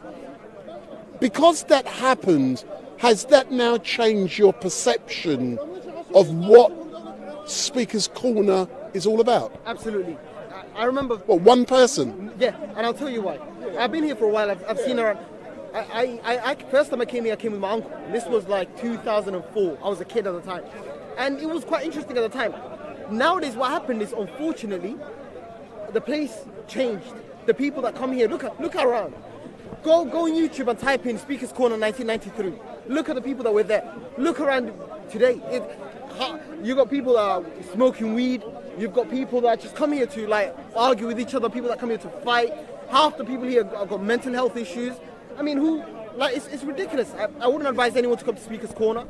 It's not a place to be. And you know, most people here are either they're here to gain a bit of fame. They've got a camera around them, honestly, or they're here just to argue and shout, and they've got mental health issues. Can I give you my theory as to why, based upon what you've said, why Speakers Corner has changed from 1993 to today? And I believe you've already answered the question with your own arguments. In 1993, there wasn't a thing called social media. In 2022, there is a thing called social media. In my opinion, what happens, because many people down here have channels, and what they do, they construct incidents and events for engagement with their followers, so people will follow them, give them likes, shares and comments. Social media, in my opinion, has changed this place, and you no longer get intellectual debates like you did in 1993. That's the example you use, where people come down here with evidence-based arguments. They listen to one man, they would say their thing, and then you come back and counter that with evidence. That doesn't happen. All they're interested in now is shouting. They want to fight. Once a fight happens, all the cameras come out, click, click, click, click, because social media fuels that type of behavior. Hence the reason, in my opinion, this place has changed. I mean, you've really put that in the best ways of describing it. It's honestly so uncivilized. I mean, it's ridiculous. You know, I don't feel safe to even talk to most people here, I'll be honest with you. You know, I wouldn't even argue with them. Okay, happy Mother's Day. Point taken. I mean, it's honestly, like, this place it's become a joke. It's honestly become a joke. And it's so sad because a lot of the people here are ethnic minorities. You know, let me be honest, and they give us a bad name. They give us a really bad name. And I did observe your behaviour just now. Once that lady approached you, how you reacted. Because, honestly, like, do you blame me? A lot of the people here suffer from mental health. And if you think I'm making this up... I know. Look, the majority of people that... I won't say most, a few. Let's don't... So obviously I don't know who's approaching me and what they... So, you know, this place is ridiculous. Like, you know, you've got people fighting, you've got craziness. We need police around here, honestly. There is police, but they're in the background. But one thing I would personally like to see happen more down at Speakers Corner is more women coming down here to engage, and they can bring a different perspective. Sorry to cut you off. Why do you think women don't come here?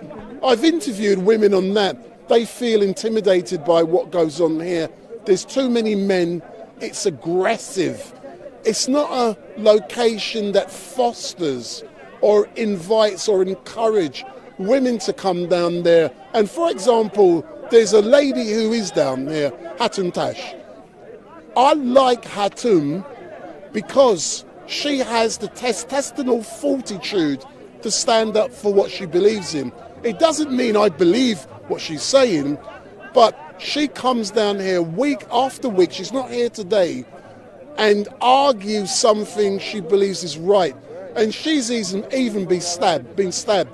That's a woman who's here. If we look around here today, there must be 100 people here. How many are women? 2 or 3. That is not good, because women don't feel safe, and now it's getting darker. It's more intimidating for a lady. I personally want to see more women down here. But then again, would it be right to actually even tell women to come here? If I had a female relative, I wouldn't want her here. I'll be honest with you. I would not advise her to come here. I wouldn't want. Sometimes I don't feel safe. I'm looking around right now and I can see the sun is setting, and you know, I'm looking around the people around me, and I'm thinking like, you know, this gentleman seems quite nice. This one may be okay. This gentleman may be fine. But honestly, this place is not the right place, you know. But you know something? I can see this gentleman was give me a couple of seconds and I'll sum up. I agree with you, but you know, I started coming down here about 4 or 5 months ago. The first thing I did was to watch and observe, and then you get a sense of who's who, what's what. And I can tell undercover police, I know who they are. You know the truth. You know who's who. But your first perception when you come down here is like, fuck me, what's going on? And I accept. So anything else you want to add, and then I'll come to this gentleman. Yeah, the last thing I want to say is, look, I don't want to sound like a right-wing crazy guy. Say what you got to say. Talk your talk, man. I think, you know, people are bringing their cultures to Hyde Park. Uncivilized cultures, and this is Britain, this is the United Kingdom, this is London. You know, we've got a certain culture, we've got a certain vibe here. We want to feel safe. We're living in a first world country, so I think the police need to come here, and some of the people here, you know, they need to be dealt with.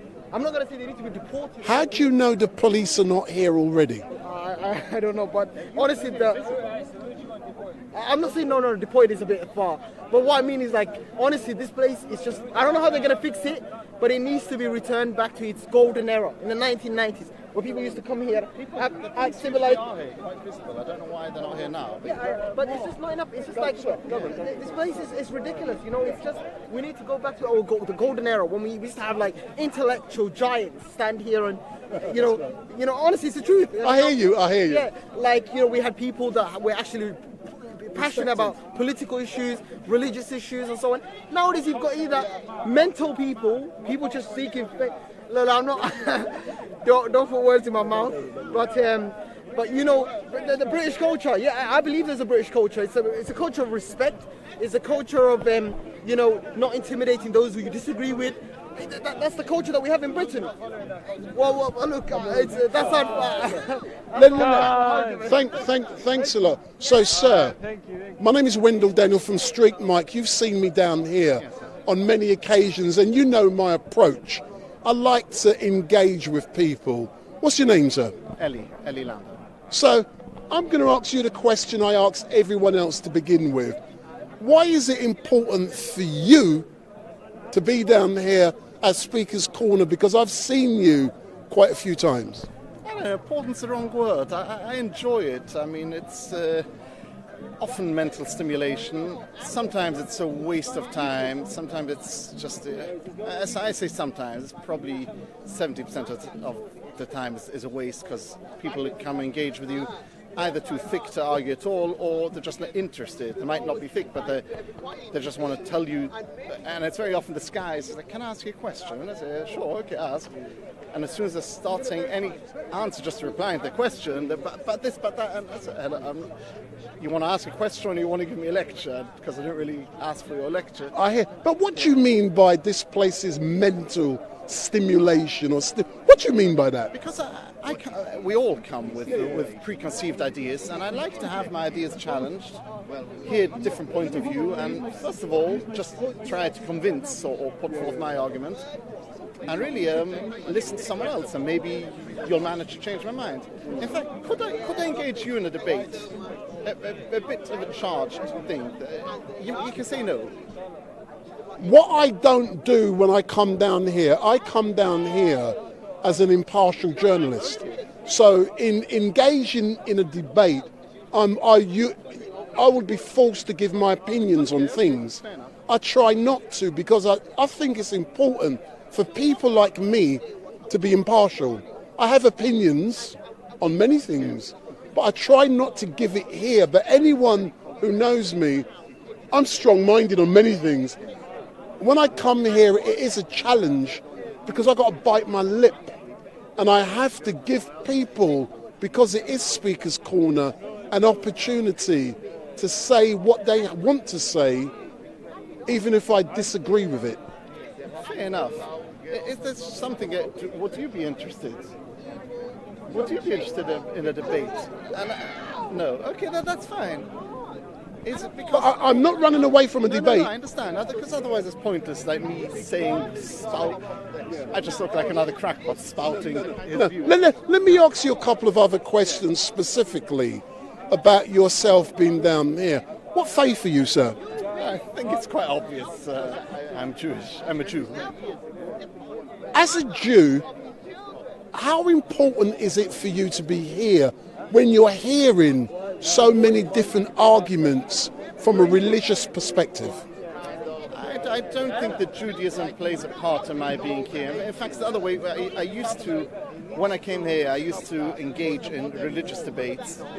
But after some time, I found that there was the same arguments being rehashed over and over. Things that are answered, clarified, verses that thrown in my face here. Does this verse prove that he's the Messiah? That one, and I said actually it doesn't. Look in context, and I kept getting the same verses, same arguments over and over. So it was about people talking at me, not engaging. So I find that one of the pointless debates. I mean, probably half the debates or more, probably 70-80% are either Christian or Muslims trying to convert the passers-by to their faith, but they're really usually preaching to the choir. It'll be mostly Muslims talking to other Muslims or Christians to other Christians, and sometimes you'll find one Christian engaging with a Muslim, one Muslim engaging with a Christian. But it's usually the same faces over and over. But you know something? People like to hear their own voices, really. But there's a Jewish gentleman who comes down here. Don't know his name. I haven't seen him today. I really love listening to him because, you know, when you get mental stimulation, you said, he's well read and he's able to hold his corner and he's able to debate and argue, and he does so in a respectful way, and that engages me. I would say I'm well read, certainly in these verses and all in the religious context and the debate.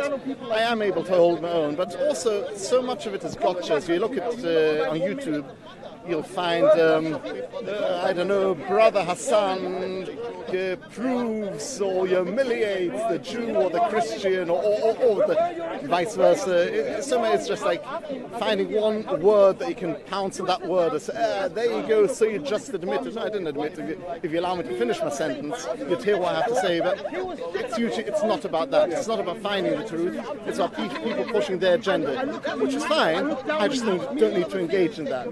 I hear you, hence one of the reasons I dislike clips. You can edit clips to prove a certain point.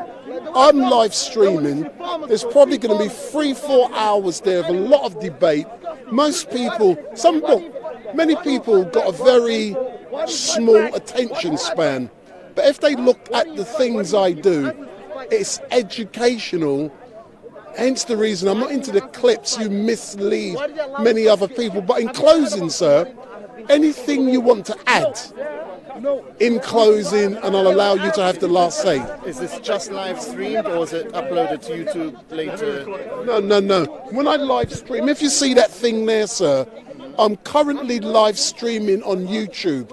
I'm also live streaming twice on Facebook. So on Facebook, I'm live streaming on StreetMic Podcast. I'm also live streaming on Facebook on StreetMic LiveStream, and I'm also live streaming on Vimeo. So when I live stream, it's an instantaneous upload, and I don't edit any of it. And because it's important to capture everything, because once you do clips, you know how you can manipulate clips.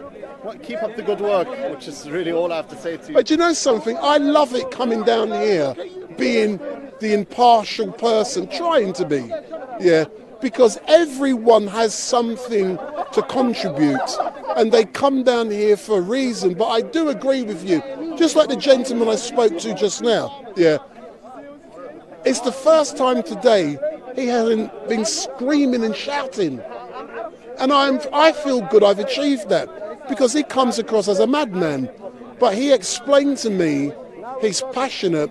Because voices are raised, he ends up raising his voice, and then eventually he loses his message.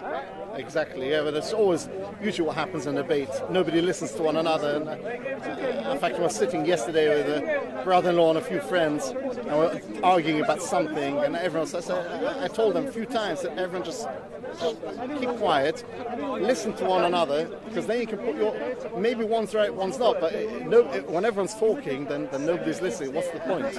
You're just shouting at one another. And it was nice, actually, because... But thank you very much. But in closing, is there anything else you want to say? And I won't say whatever you want. Okay, let's talk about something. In fact, happy if anyone will debate me on this, because this... You want to debate the gentleman? Yes, please. Yes. No, so do you want to debate? What's the debate about? I just want to be on the channel. Okay, you can be in the channel How without are you? debating. Hold on. I'm having an interesting debate. Does this not concur with what we said earlier on?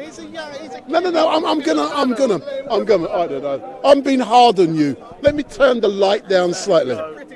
Yeah. What's your channel called? No, don't worry about what the channel is called. If you just go backwards, sir, go backwards a bit. Let's have, sir, come forward now. Let's have a debate. It doesn't matter what channel it is. It doesn't matter engagement, how many likes, shares, follows, all that bullshit. Yeah. It does not matter. What is important is that I can engage with you. Exactly, of course. Yeah. So, good evening. What's your name?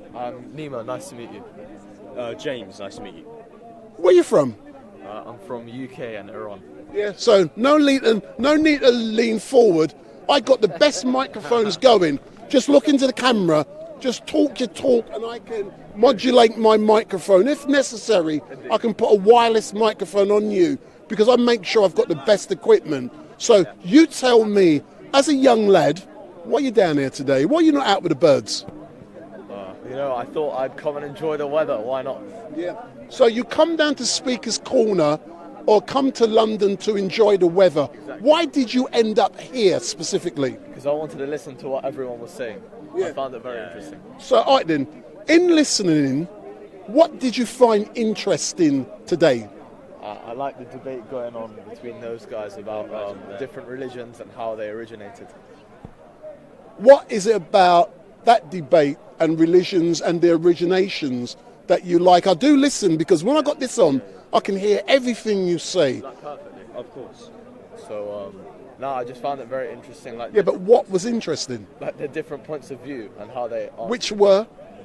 So I'm testing your powers of recollection. Which were the different points of view? I don't really remember specifically. No, I'm having a laughing joke. So how about you? So we were in a conversation about a mother talking about their children and how the mother is always, the one to love, the one to be loved, and the one that gave birth to the children, and how it's Mother's Day, so it's really important. Yeah.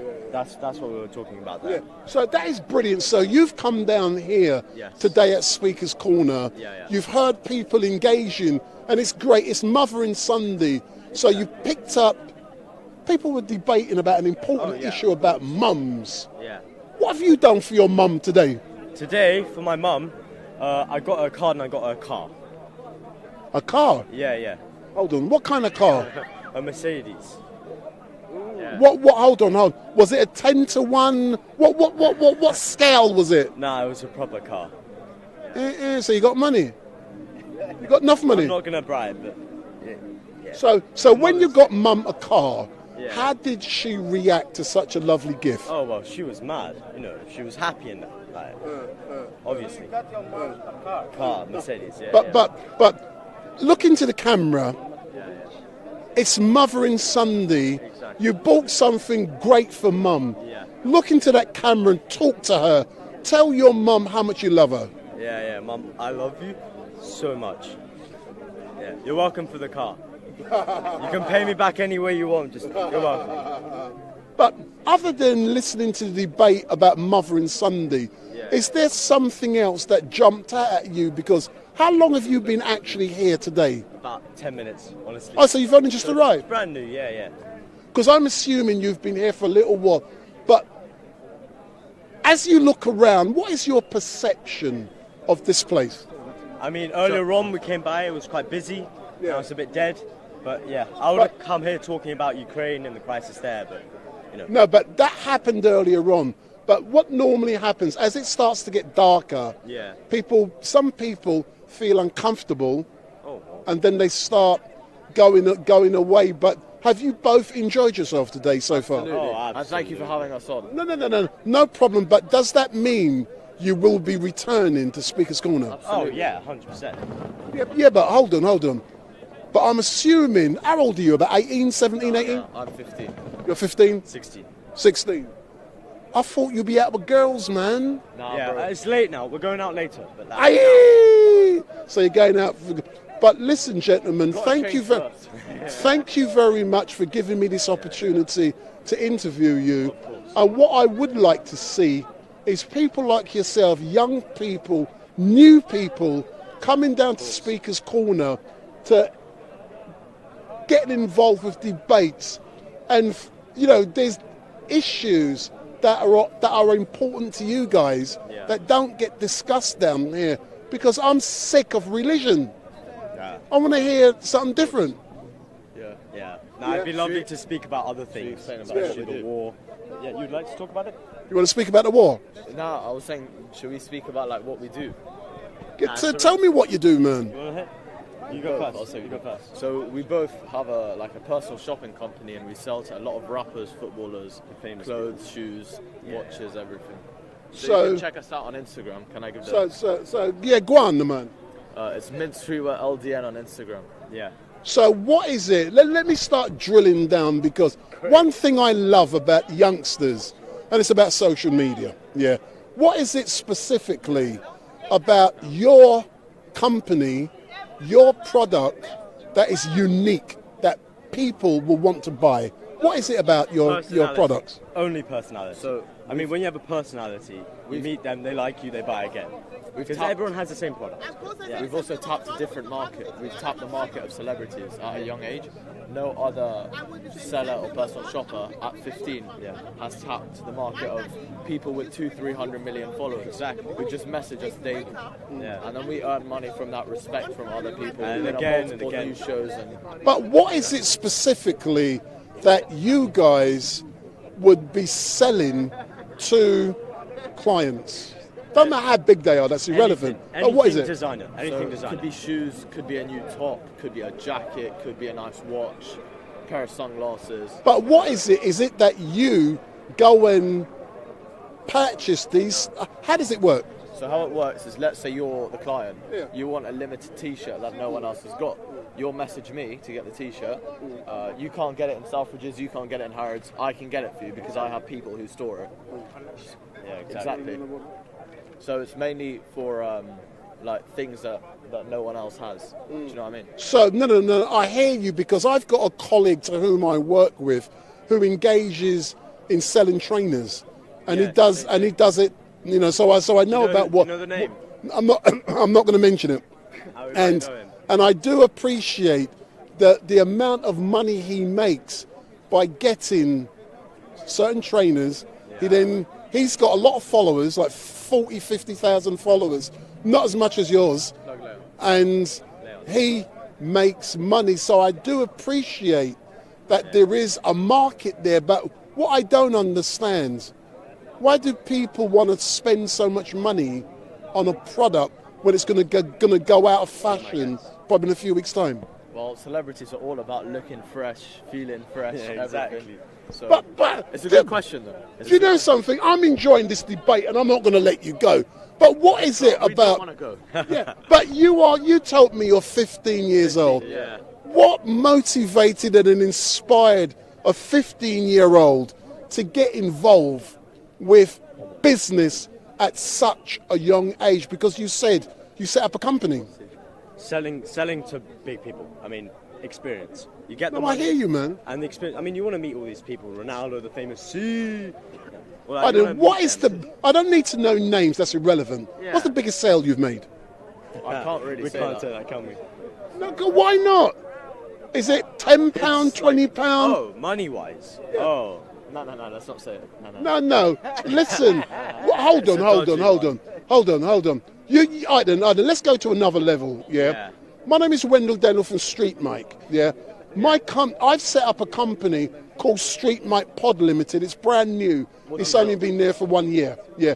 If people want to know what I sell and the money I've made, they can go on Company House, Google it, they can find out. So if you've set up a company, if you're doing everything legally above board, this is not a secret. You don't have to tell me, but is it like over 1,000? Yeah, it's in the tens.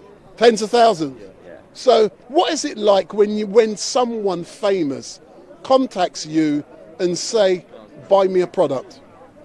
You got to ask questions, man. That's what StreetMic does. Of course. No. It's a good feeling because obviously, like, we're young and a lot of people our age are involved in the wrong things and everything. And to be able to like inspire other people to get into business and get into working at a young age instead of like engaging in gangs or selling drugs, violence, and stuff like that, anything like that, makes me proud and very happy, to be honest. But let me talk specifically about social media, and then I'll let you go. Do you think social media is the right way forward in regards to business? The reason I'm asking you the question, there are so many people out there who are deluded, who believe that because they've got a social media account, they're going to make lots of money through likes, shares and follows, when that's bullshit. Yeah, you make money by doing something unique. You have a product which people want to buy, or you do something that people want to spend money on. That's a very good question that you've asked. I don't ask rubbish, man, so what's the answer? Huh? I don't ask rubbish, I'm StreetMic. So what is it, StreetMic, not MIKE, MIC. So what is it about social media going forward to promoting businesses? I think that there's like an unlimited reach with social media. So if somebody likes or shares your post, it will reach another 100 faces. Whereas if I'm going to you being like, I have this product, I have this business, what are the chances that you forget it tomorrow? You're probably going to forget who I am, I'll probably forget who you are. Social media is endless. If you've got 100,000 followers, 200,000 followers, people will start buying your product because you're famous. And that's how you get rich off social media. But also it has a very negative effect. I mean, you have all these people who have made some money, got a lot of followers, bragging about it, but it's not, it has no Suicides value. are also very important with social media. Exactly.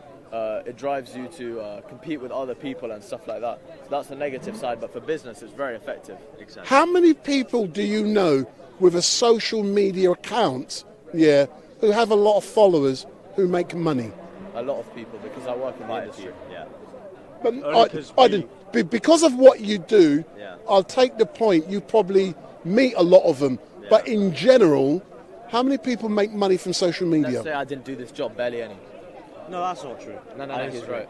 No. It is true, because the general population, let's say this guy down the road is not going to have 500,000 followers. But how does he set up a business? But, bro, the guy's got a point. Like, not everybody can get famous off social media. They think they will. All I'm saying is, if you want to work hard and achieve what you want, have a vision and follow the vision. Exactly. Don't go on Instagram and start posting pictures and copying everyone else, because that's not going to work. So when you have that vision, you've got to do something that's unique. Write a plan, set a goal for the year and achieve the goal. Exactly. And have you exceeded that goal already? Oh, yeah. I wouldn't say I've exceeded it, because we're a bunch of hungry young people. But definitely final question.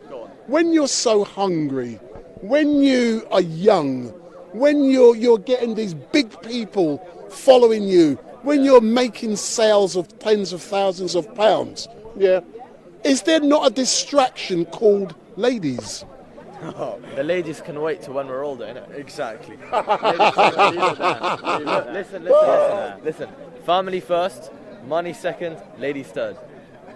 Is that the same with you, James? Same thing. I mean, we think the same. I mean, we work together. One of us has a girlfriend, one of us doesn't.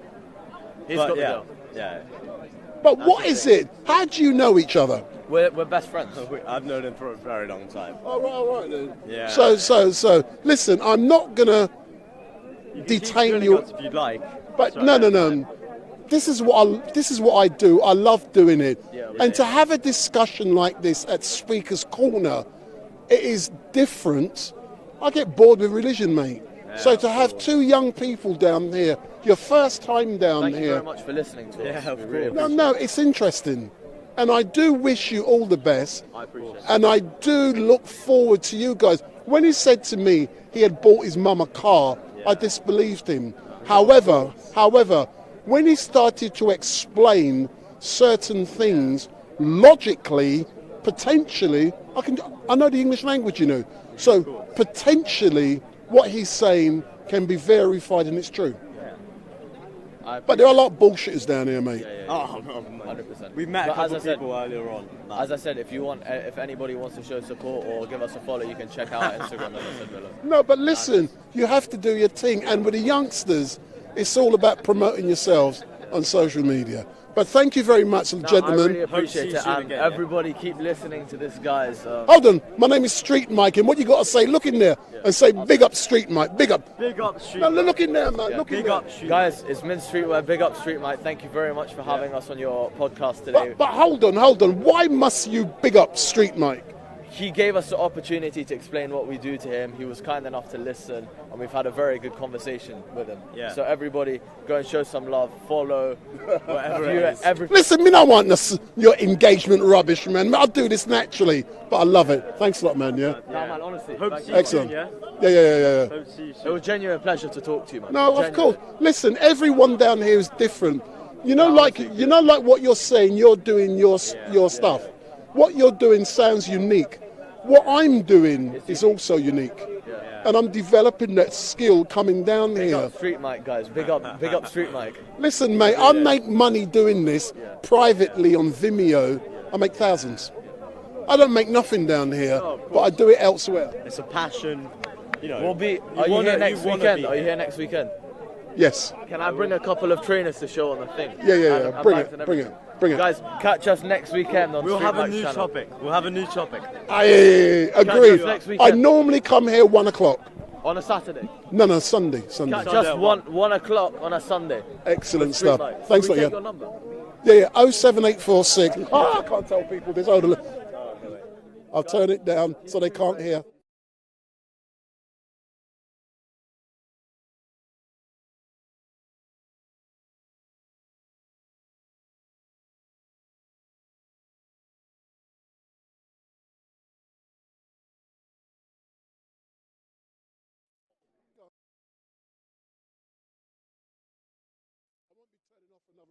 No, but like it's a bit private. No. I'm saying if you want, like, for you, because you do like a lot of streaming. No. Listen, trust me, yeah. I'll say, okay, come. No. People are listening. I don't mind. Okay. Can I be quite honest? Go forward. What I love, what I do, yeah. I make a lot of money already through what I do. Yeah. Not this stuff, through the private stuff on Vimeo. And it's about developing the talent and the passion. And when you do, people pay you lots of money for what you do. Yeah, go and say it. Next week, maybe catch a footballer or two come in with this interview with us. Yeah, but if you do, you do. But no, one thing you learn about me, people such as stars, personalities, don't interest me. Listen, I'm being serious. I have a point on that. I'm being quite serious.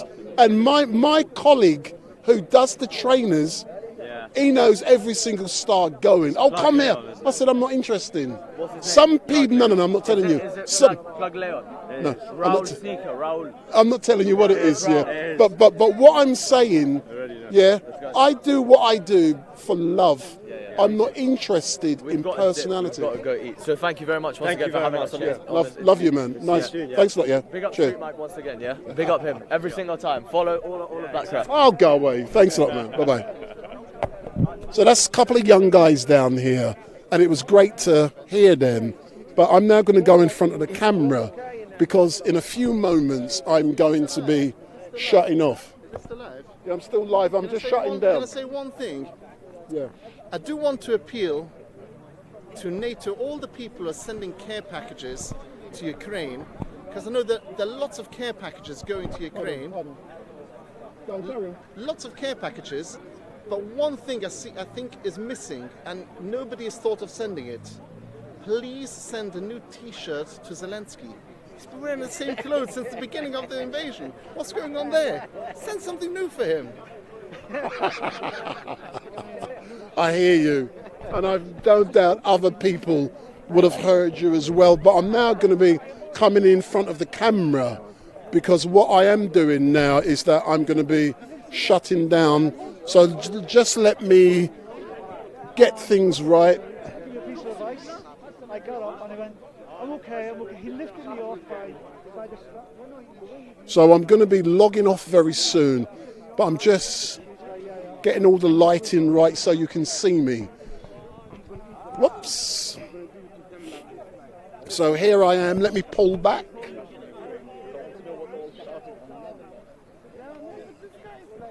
So good evening all. My name is Wendell Daniel and welcome to Street Mic. And we're going to be closing down in a few moments. We've been down here at Speaker's Corner slightly later than normal today because I had a concert to live stream down in Manor House, Thomas More Church, and I did that free of charge to help the Ukraine community. But we are live stream on 4 networks. But don't forget, if you like Street Mic, give me the thumbs up, make your comments down below, share and follow. And please remember to switch on your notification bell so that every time Street Mic goes live, you will be informed. So switch on that bell, and every time we go live on Facebook and on YouTube, you will be informed. But I forgot to tell you, I'm trying to arrange a debate with Tommy Robinson. Yes, you've heard me correctly. Hopefully I'm going to be meeting him in a few weeks. Hopefully. You know, I'm trying to arrange an interview with Tommy Robinson. There's lots of questions which I want to ask him. And I've asked someone who knows him to see if that interview can be arranged. And I'm hoping it will happen in a few weeks' time in Telford. So, hint, hint, Telford in a few weeks' time. Tommy Robinson, I'm hoping Street Mic to interview him. And what I also want to tell you, I have said it already, is that Brother Leo Mohammed, I had the chance to meet him last week, and I've got his number in my phone. We communicate with each other. But he hasn't been down here from the Nation of Islam for about 4 months. And I said to Brother Leo Mohammed that people are of the opinion that you have run away from Speaker's Corner. But he said, Street Mic, no, that isn't the case. He says he's Jamaican and it's been cold. And that is why you haven't seen Brother Leo Mohammed from the Nation of Islam down here. But he does assure me that he will be returning very soon as it now gets warm. But what he did say, and it did make me laugh, because he did so in a metaphor. He said that during his absence, so Brother Leo Mohammed said to Street Mic that during his absence, a lot of weeds have grown here at Speaker's Corner. And as a direct result, Brother Leo Mohammed from the Nation of Islam, he will be returning very soon with his machete to chop those weeds down. And I love that metaphor from Brother Leo Mohammed. And he tells me he is returning to Speaker's Corner. And when he comes down here, you know, it will be Street Mic who will be live streaming Brother Leo Mohammed's return. So in closing, I would like to thank you very much for watching. My name is Wendell Daniel from Street Mic, and as normal, we come to you live and direct from the streets of London. This isn't the only thing I do.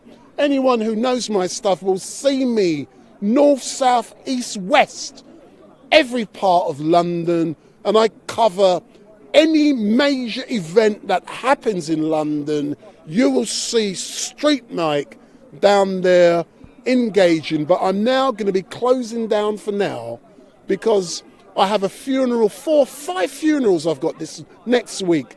So I have to prepare for a funeral tomorrow. So I've got to take the equipment, download, clean it, start all over again for a funeral tomorrow. So thank you very much for watching, and goodbye. And we will be back next Sunday here at Speakers Corner, and it's my intention to be here at 1 o'clock. So 1 o'clock next Sunday here at Speakers Corner. And don't forget, give me the thumbs up, make your comments down below, share and follow. You can do so on StreetMic Podcast on Facebook. You can also do that on StreetMic LiveStream on Facebook. You can do that on StreetMic LiveStream on YouTube. And you can also find StreetMic on Vimeo. I'm also on Instagram, but I'm not into clips. But I've got a Instagram, small following on Instagram. But I am on I'm even on Twitter, but I don't really use it, man. But I am there. So goodbye for now, and I do hope you've enjoyed all of the debates we've had down here today.